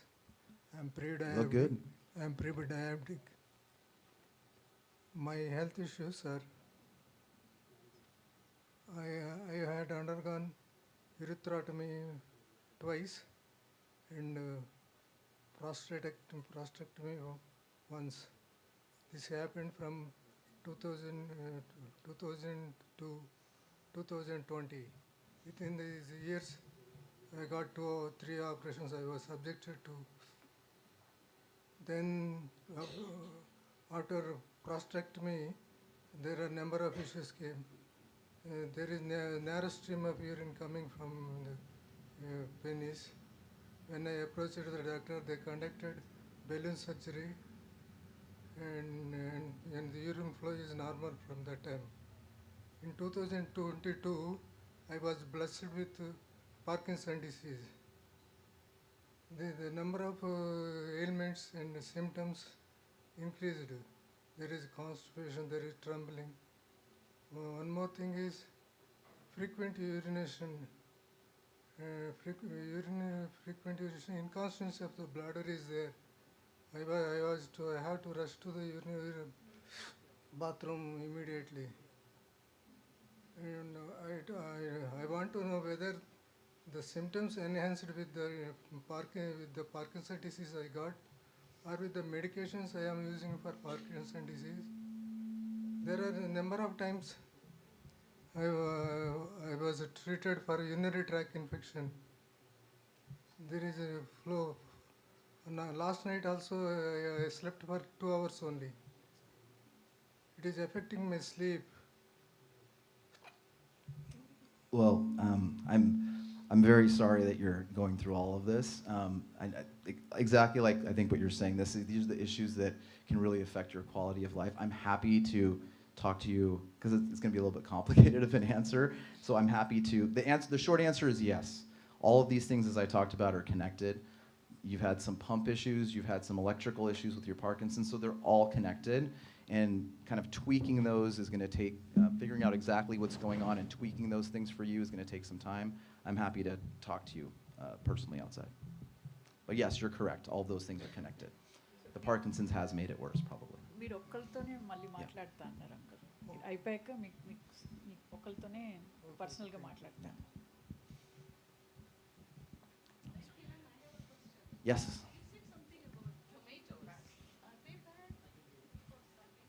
Yeah. Say that again? Yeah, so I think the key thing is ultimately it's your body, right? So tomatoes are an example of something that can be acidic and can be a urinary irritant. It doesn't mean it have to be for you, right? So I think that's the key thing. For everybody, it's different, right? For some people, it's chocolate. Rumi, chocolate? No. So for some people, it's chocolate. For some people, it's caffeine. For some people, it's tea. For some people, it may be something that's not a common urinary irritant, right? So that's why the best thing is if you're having issues, the easiest thing is the first thing we tell everybody, again, behaviorally, we tell, it's a lot of times we're doing all of these things, this is a subconscious act from the time we were trained as a little kid, right? We don't think about it all the time. But as soon as you start having issues, if you kind of observe yourself for 2-3 weeks and observe everything, observe your fluid intake. Sometimes it's something as simple as, hey, people come in complaining, I wake up 4 times at night to urinate. Well, it's because you drink a cup of coffee at like 10 p.m., right? It's not rocket science. Or you decide to take your diuretic medication, your Lasix, at 10. And guess what? You're going to wake up 5 times at night if you're going to take a diuretic medication. So it's becoming aware of your habits. What am I eating? What am I drinking? And what's the correlation? You have to do a little science experiment on your own body, right? And for some people, it might be tomatoes. For some people, it may not be tomatoes.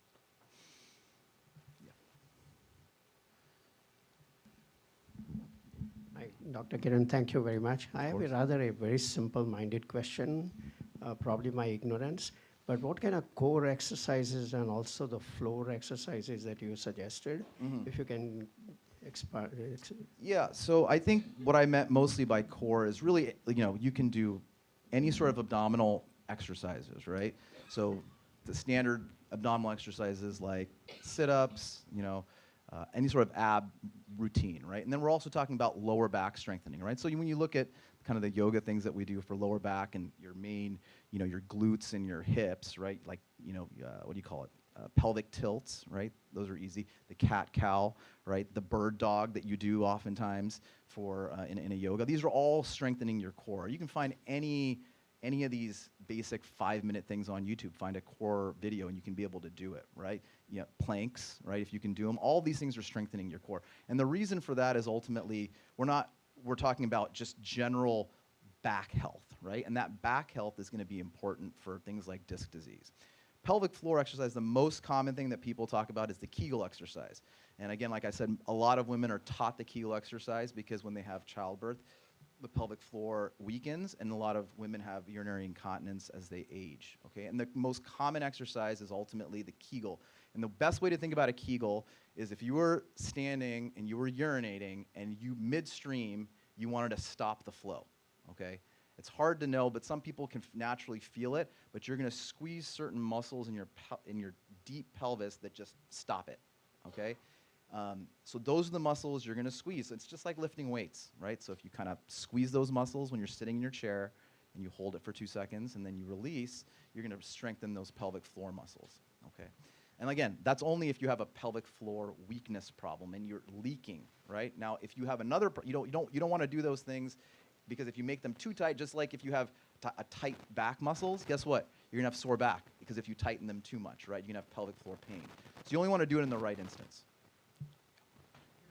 Yeah. Yeah. Yeah, so I mean, I don't, whoever the yoga expert here will know, but like, things like the chair pose, even the triangle pose, I think there's a few other ones that have been known to all help.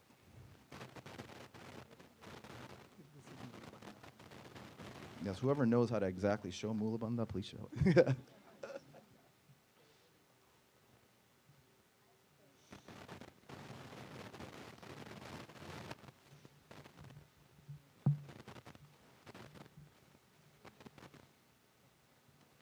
Dr. Kiran, thank you for all the information.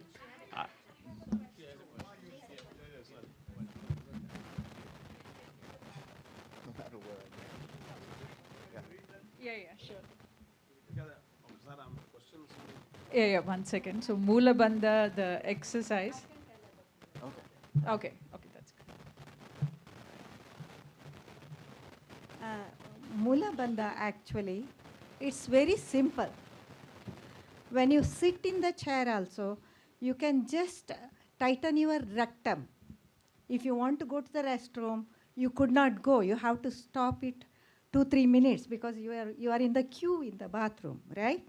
So that time what you will do, you will just tighten your, squeeze and tighten and leave it. That is the thing.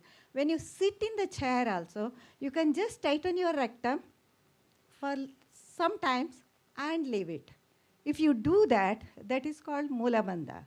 If you do that, all your down portion, the blood pressure will be going nicely and tightening and losing your muscles. It's when, as he said, when the water pipe is blocked, how you clean it?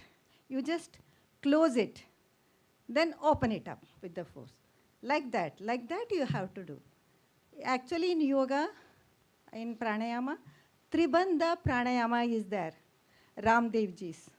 In that, tighten your rectum, tighten your Uddiyana, abdominal region, and this is called Jalandhar Bandha.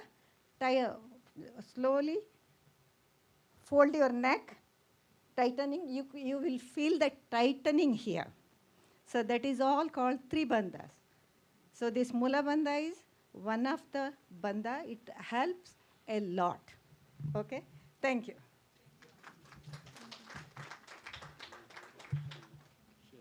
So I think the longer I've done this is just a little bit of my editorialization. I could or could not be right, but I really feel that ultimately we're all just speaking a different language, right? I call it a Kegel exercise, Moola Bandha. It's all the same thing, but ultimately, right? We're talking about physiological responses, and we're talking about how you think and you perceive things in your mind, and how you feel things, and ultimately, the great thing is this Kegel exercise existed as a Moola Bandha for however many thousands of years, right? We're just calling it something different.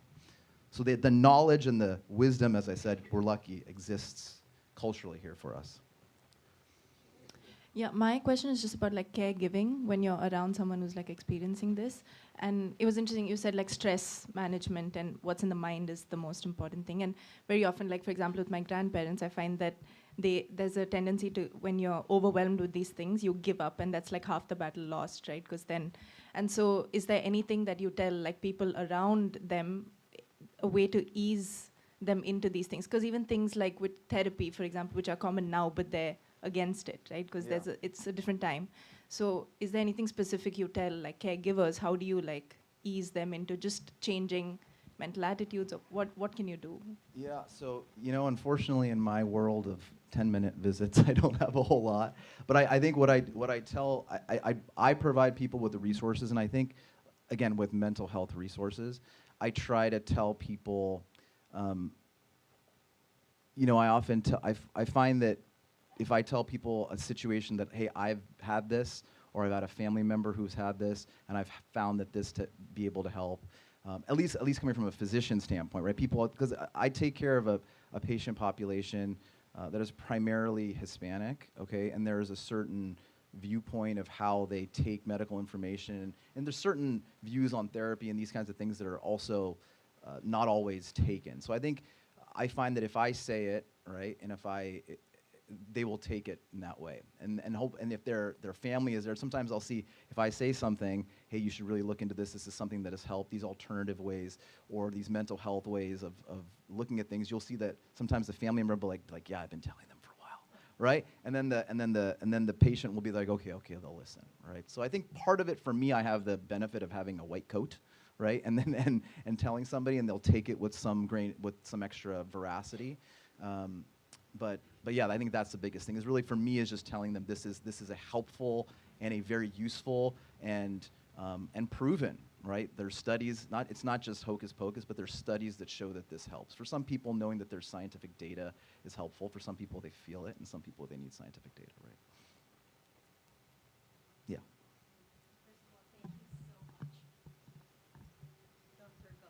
Galapudi. Thank you very much. I know this kid in high school, and there were a few times as a high schooler that he took care of my little guys, engaging them in conversation. They were about less than your age, Rumi, at the time. And your dad was so fun and just continued that interest. And one thing I should mention, since Ravi said he's multifaceted, his bachelor's was in history. So let that be an indication that you can be this much of an expert and a giving person as a physician, and yet, explore life and explore so many different arenas. And he's the perfect example of it, and always an inspiration. Thank you for today. I do have, my question it's a follow-up to everything you've said. It's just so enlightening that it's one's mental well-being is so related to very specific areas in your body, everything. But today I learned how specifically it might affect your urinary tract health as well. But my question is, can you tell us if there is anything other than observing? Of course, observing yourself is very important from what you've said today. Something we could ask our primary physicians to sort of keep our bladder health in check, our system, is there any way we could gauge it? Because oftentimes I find, especially as a woman, that urinary incontinence is sort of almost treated as par for the course. And that's a little frustrating, to be honest. Hormones happen, menopause happens, and we age. All of that does happen, but this is the thing that affects us on a daily basis, moment to moment, and it's very important if you could tell us there's some questions or treatments or tests that we should be asking for. How do we advocate for that health? Thank you for that question. And so what I can tell you is this is a worldwide issue, right? So you're exactly correct. And I think really over the last 20, 30 years, so even within our field of urology, there is now a subspecialty field of urogynecology or gynecologic urology that a lot of women urologists have gone into, have advocated for that as well. And what I can tell you is we have a lot more female surgeons in urology as well too, who have taken this on as something, again, advocating for a lot of people have been suffering with these problems in silence, right? Because like you said, it's just par for the course. It's been said, oh, this is what's going to happen, and you just have to deal with it, and it's part of life. So I think the biggest thing is, number one, is just, again, it's awareness and knowing that, hey, there are treatments that exist, right?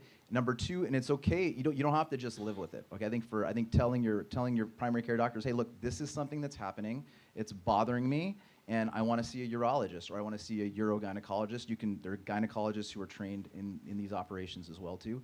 And look, it's simply, like I said, it's strengthening the pelvic floor. So we have lots of different treatments that can either, if it's not just behavioral or Kegel exercises or Mula Bandha, right? It's simple. You just tighten the pelvic floor using surgical techniques, right? There's different ways of doing it, and there's things that don't even require surgery. You can inject certain bulking agents that ultimately are going to increase the resistance. So I think that's the important thing. Is like, hey, it's not, yes, that's why I said at the end of the day, call your plumber, right? So if you've done everything and it's still something that's bothering you, it's okay that it's bothering you, and it's okay that you want to get something fixed. You just have to advocate for yourself and ask for a referral. Thank you, Dr. Kiran. I have a follow-up question. How much water should adults drink daily to support urinary tract and kidney health? And another question, what causes kidney stones, and what can people do to prevent them from reoccurring? Okay, so kidney stones is a long question, but I think the long and short of, so number one, water, drink when you're thirsty. Right? I think everybody has, like, our bodies know what we need and what we don't need, right? So when people say 8, 10, 12 glasses of water, I tell people ultimately your urine should be light yellow or white. If it's light yellow or white, you're probably drinking enough water. If you're thirsty, you should probably drink enough water. For most people, that's probably 8 to 10 glasses of water a day, right? For some people, it's less. For some people, it's more. For some people, they want to drink less because guess what? They have to go more, right? So just use your intuition and use your knowledge of your body. There's no exact number. That's the best way for me to put it. And you can look at the color of your urine. And then with stones, I think the big picture is there's a lot of different reasons. The number one reason why people make stones is because it's made out of calcium and oxalate.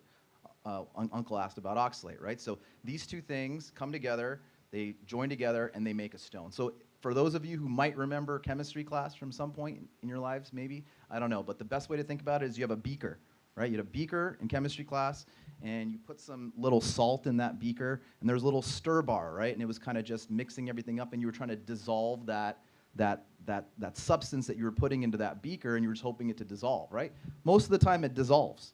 So, but what happens is there's a few things that you can change in there that make it not dissolve. So what happens? If let's say I keep the amount of water in that beaker the same.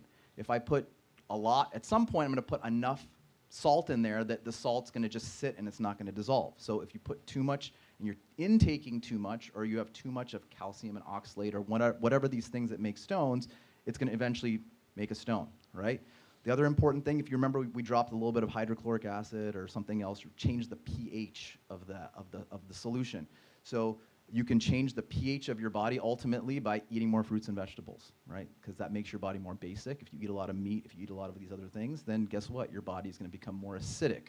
And acidic body and acidic urine is not good for kidney stones. So and then the last thing is, again, say I have the same amount of salt in there, right, as we talked about that coffee.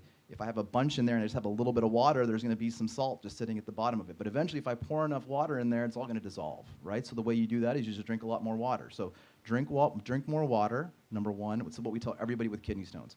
Drink more water, eat more fruits and vegetables, right? Again, you'll see a pattern to all of this as like, it's not rocket science, right? Drink more water, eat more fruits and vegetables, eat less sodium, because sodium in our kidneys, when we eat lots of sodium gets pushed out along with calcium. So if we decrease the amount of sodium, we decrease the amount of calcium in our urine, which decreases the amount of stuff that's going to make a stone, right? So guess what? You drink a lot of water, you eat more fruits and vegetables, you eat less salt, right? And yeah, and what's that going to do? That's going to help your diabetes, that's going to help your high blood pressure, that's going to help everything else in your systems, it's going to keep everything good, and it's going to also prevent your kidney stones. Thank you. Any other questions?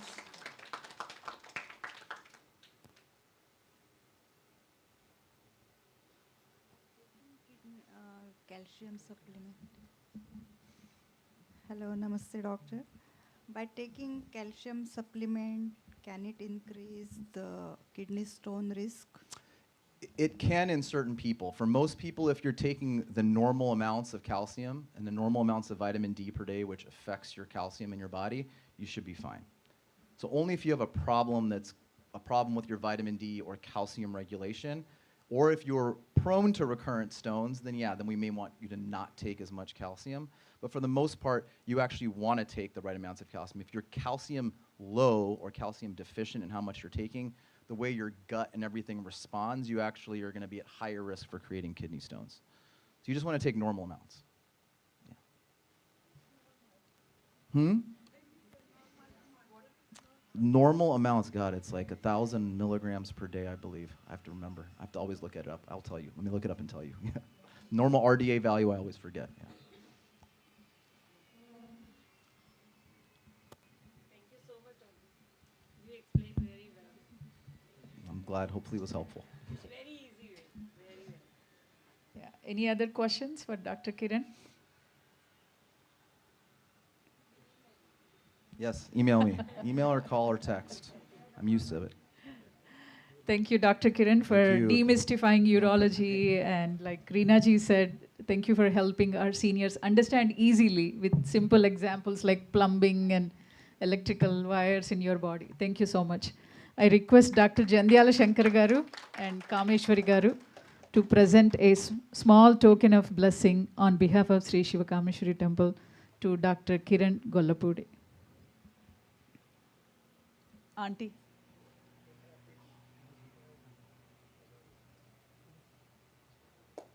Auntie కూడా వస్తున్నారు uncle.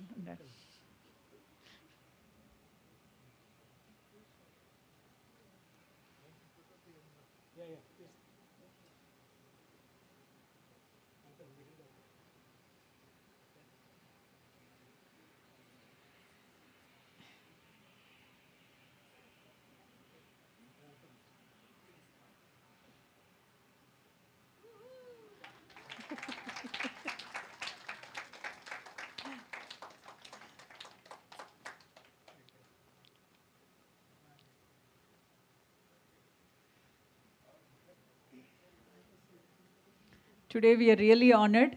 Ruby, who beautifully danced, is Dr. Kiran Gollapudi's daughter. And Shastri Garu, Meena Garu sponsored today's lunch prasadam. So all three generations, we are very thankful.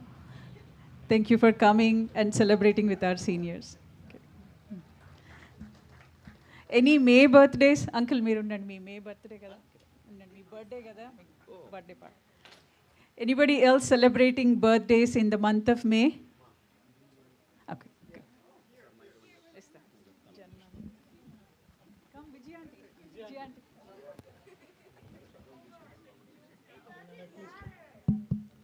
Hari Om. Namaskar to everyone. Thanks for coming to temple for the Seniors Day. And I always say our seniors are our treasures for the community. Because without seniors, today's youngsters can't function. Because seniors' advices are very, very important. And among us, of course, if you compare to all of you, I'm very much young.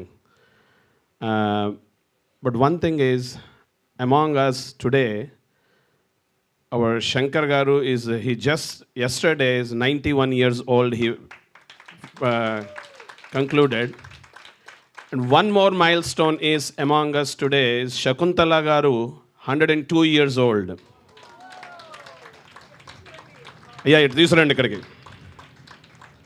See, these seniors, when the seniors are with us, we don't recognize at our home when they don't need to do anything at our home. Just their presence can make big difference, which I experienced with my parents and my grandparents.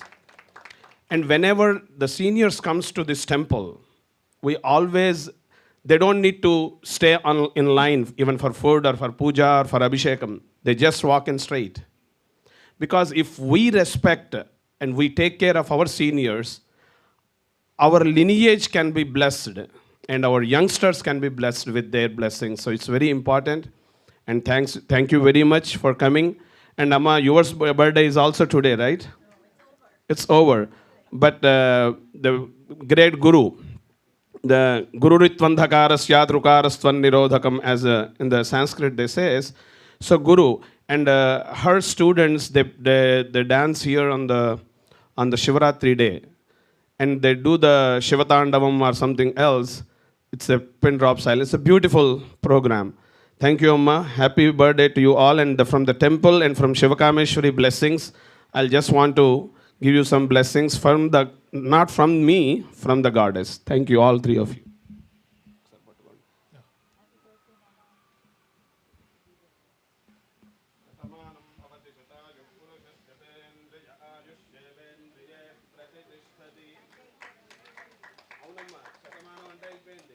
In the mantra, Shatamanam means not 100 years, it's 1,000 years.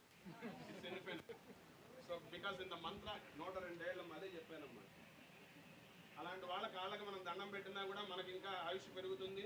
ఆయుష్ పెరిగి మంచి బుద్ధితో మనం ఉంటాం. Here. Shatamanam Bhavati శతాయు పురుషశ్చతేంద్రియ ఆయుష్యేవేంద్రియే ప్రతిష్టతి.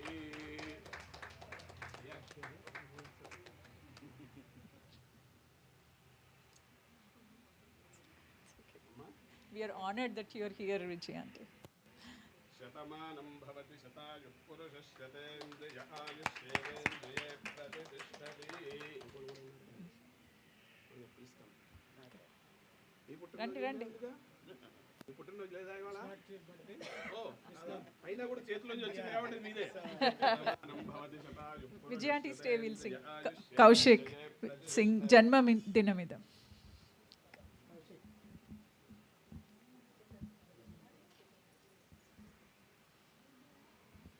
ఒక్క నిమిషం నేను uncle sorry. Hey, come this way.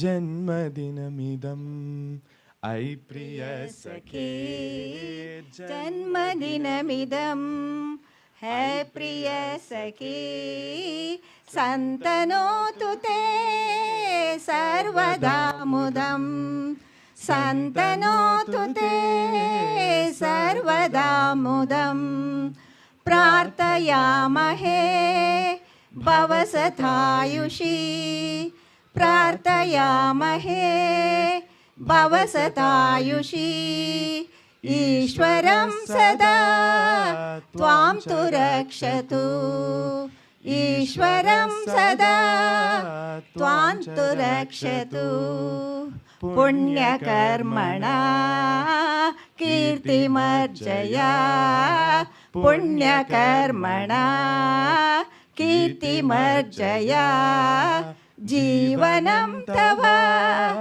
भवतु स्वार्थकम् जीवनं तव भवतु स्वार्थकम् जन्मदिनमिदं हे प्रिय सखी जन्मदिनमिदं हे प्रिय सखी जन्मनोतु ते सर्वदा मुदं सन्तनोतु ते सर्वदा मुदं सर्वदा मुदं सर्वदा मुदम्. Happy birthday. So in interest, we actually planned a Mother's Day game, a very fun game for all of us, but in interest of time, I think we'll play the game next time. However, we have a small gift for all moms, so please remember to pick up the Mother's Day gift when you like. Okay, I'll give it to Ravi Committee to conclude today's session.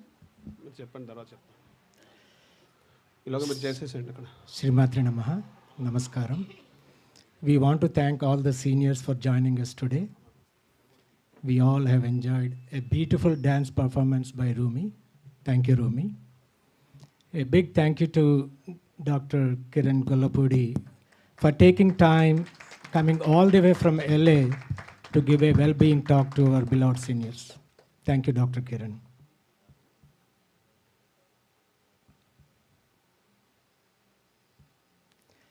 We have traveled quite a journey together. We are excited to share that we are celebrating the 3 years anniversary of our steering committee with Sri Shiva Kameswari Devi's blessings, and we are grateful for all your support. We are also happy to share that we have started the Senior Day celebration 3 years ago in the month of May 2023, and we are truly grateful to celebrate our 3-year anniversary together. I would like to thank my team and all the selfless temple volunteers for all their support. This Senior Day celebration is a recurring event. Please mark your calendars, the last Sunday of every month, with fun-filled afternoon followed by delicious lunch. We have Sharmaji, and also we would like to thank Pandit Sharmaji for giving us the opportunity to serve our seniors and our community. Thank you, Sharma Garu. Now, Sharma Garu has some announcement. So only thing is today, this evening from 4 o'clock, we have a Harikatha in English. Bharat Darshan from Kashmir to Kanyakumari. She will be rendering the stories and with the bhajans about the Bharat Darshan, all the saints and sages. She will be giving a discourse with the bhajans. Katha Sindhu from Chennai, and with the beautiful program. Yesterday they had a big program in Riverside Temple, and today she's coming here. So please join if you can. And I request all youngsters, if you can bring your seniors this evening also, they will like that program.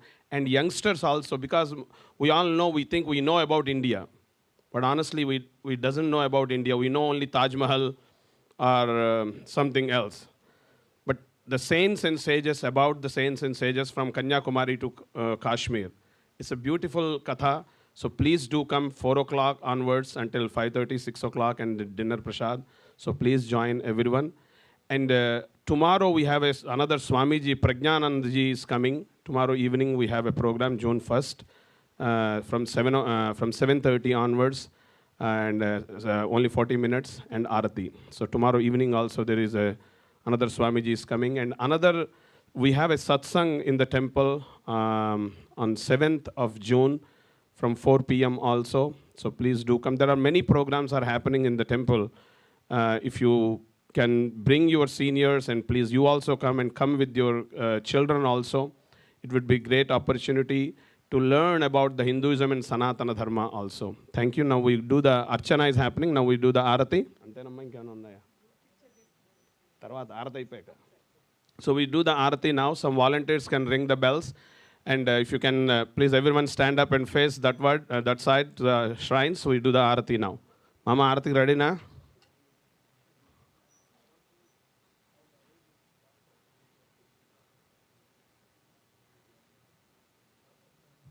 Better,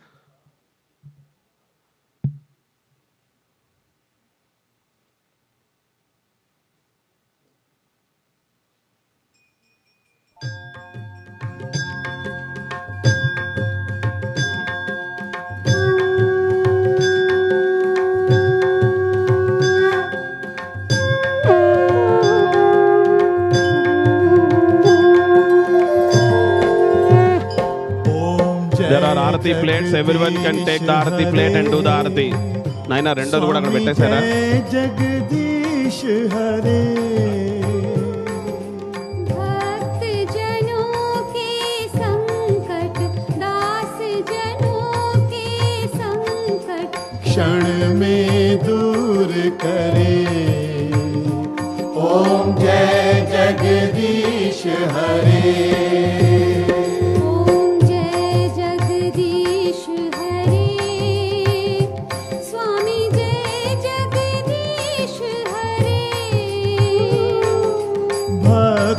जनों के संकट, दास जनों के संकट, क्षण में दूर करे।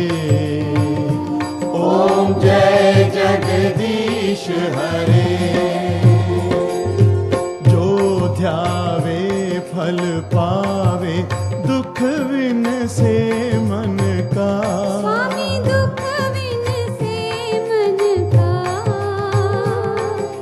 सुख संपत्ति घर आवे, सुख संपत्ति घर आवे, कष्ट मिटे तन का।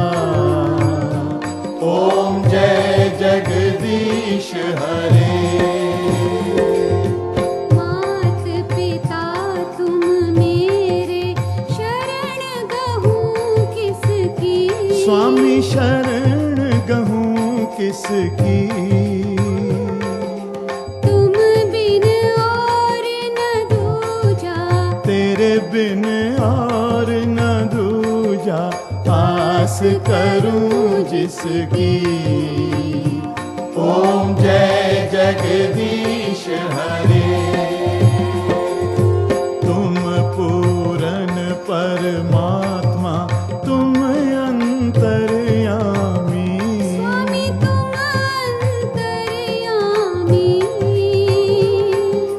पार ब्रह्म परमेश्वर, पार ब्रह्म परमेश्वर, तुम सबके स्वामी।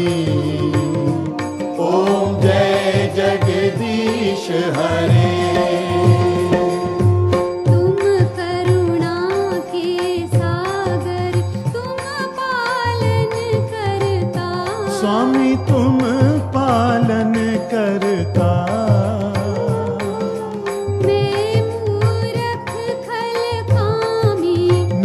सेवक तुम स्वामी, कृपा करो भरता।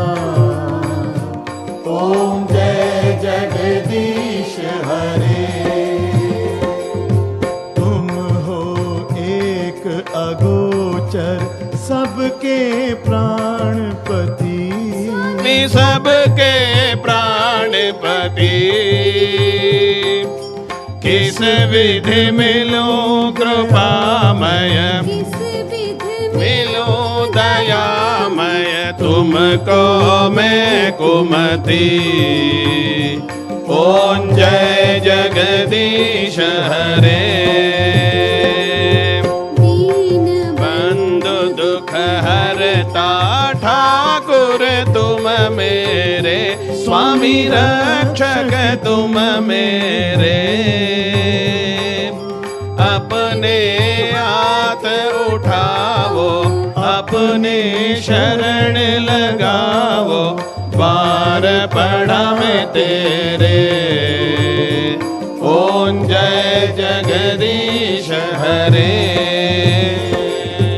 विषय विकार मिटाओ, पाप हरो देवा, स्वामी कष्ट हरो देवा। श्रद्धा भक्ति बढ़ाओ, श्रद्धा प्रेम बढ़ाओ, संतन की सेवा। ओम जय जगदीश हरे, ओम जय जगदीश हरे, स्वामी जय दीननाथ हरे। भक्त जनों के संकट, दास जनों के संकट, क्षण में दूर करे। ओम जय जगदीश हरे, ओम जय जगदीश हरे, स्वामी जय जगदीश हरे।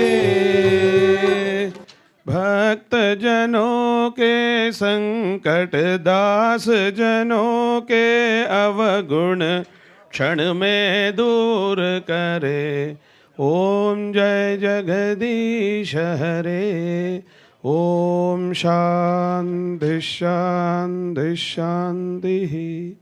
Thank you everyone. Please take the Arati, Tirtham Prasadam and lunch prasad, and please come back for the evening. Jim, 1 second. Can you come here please?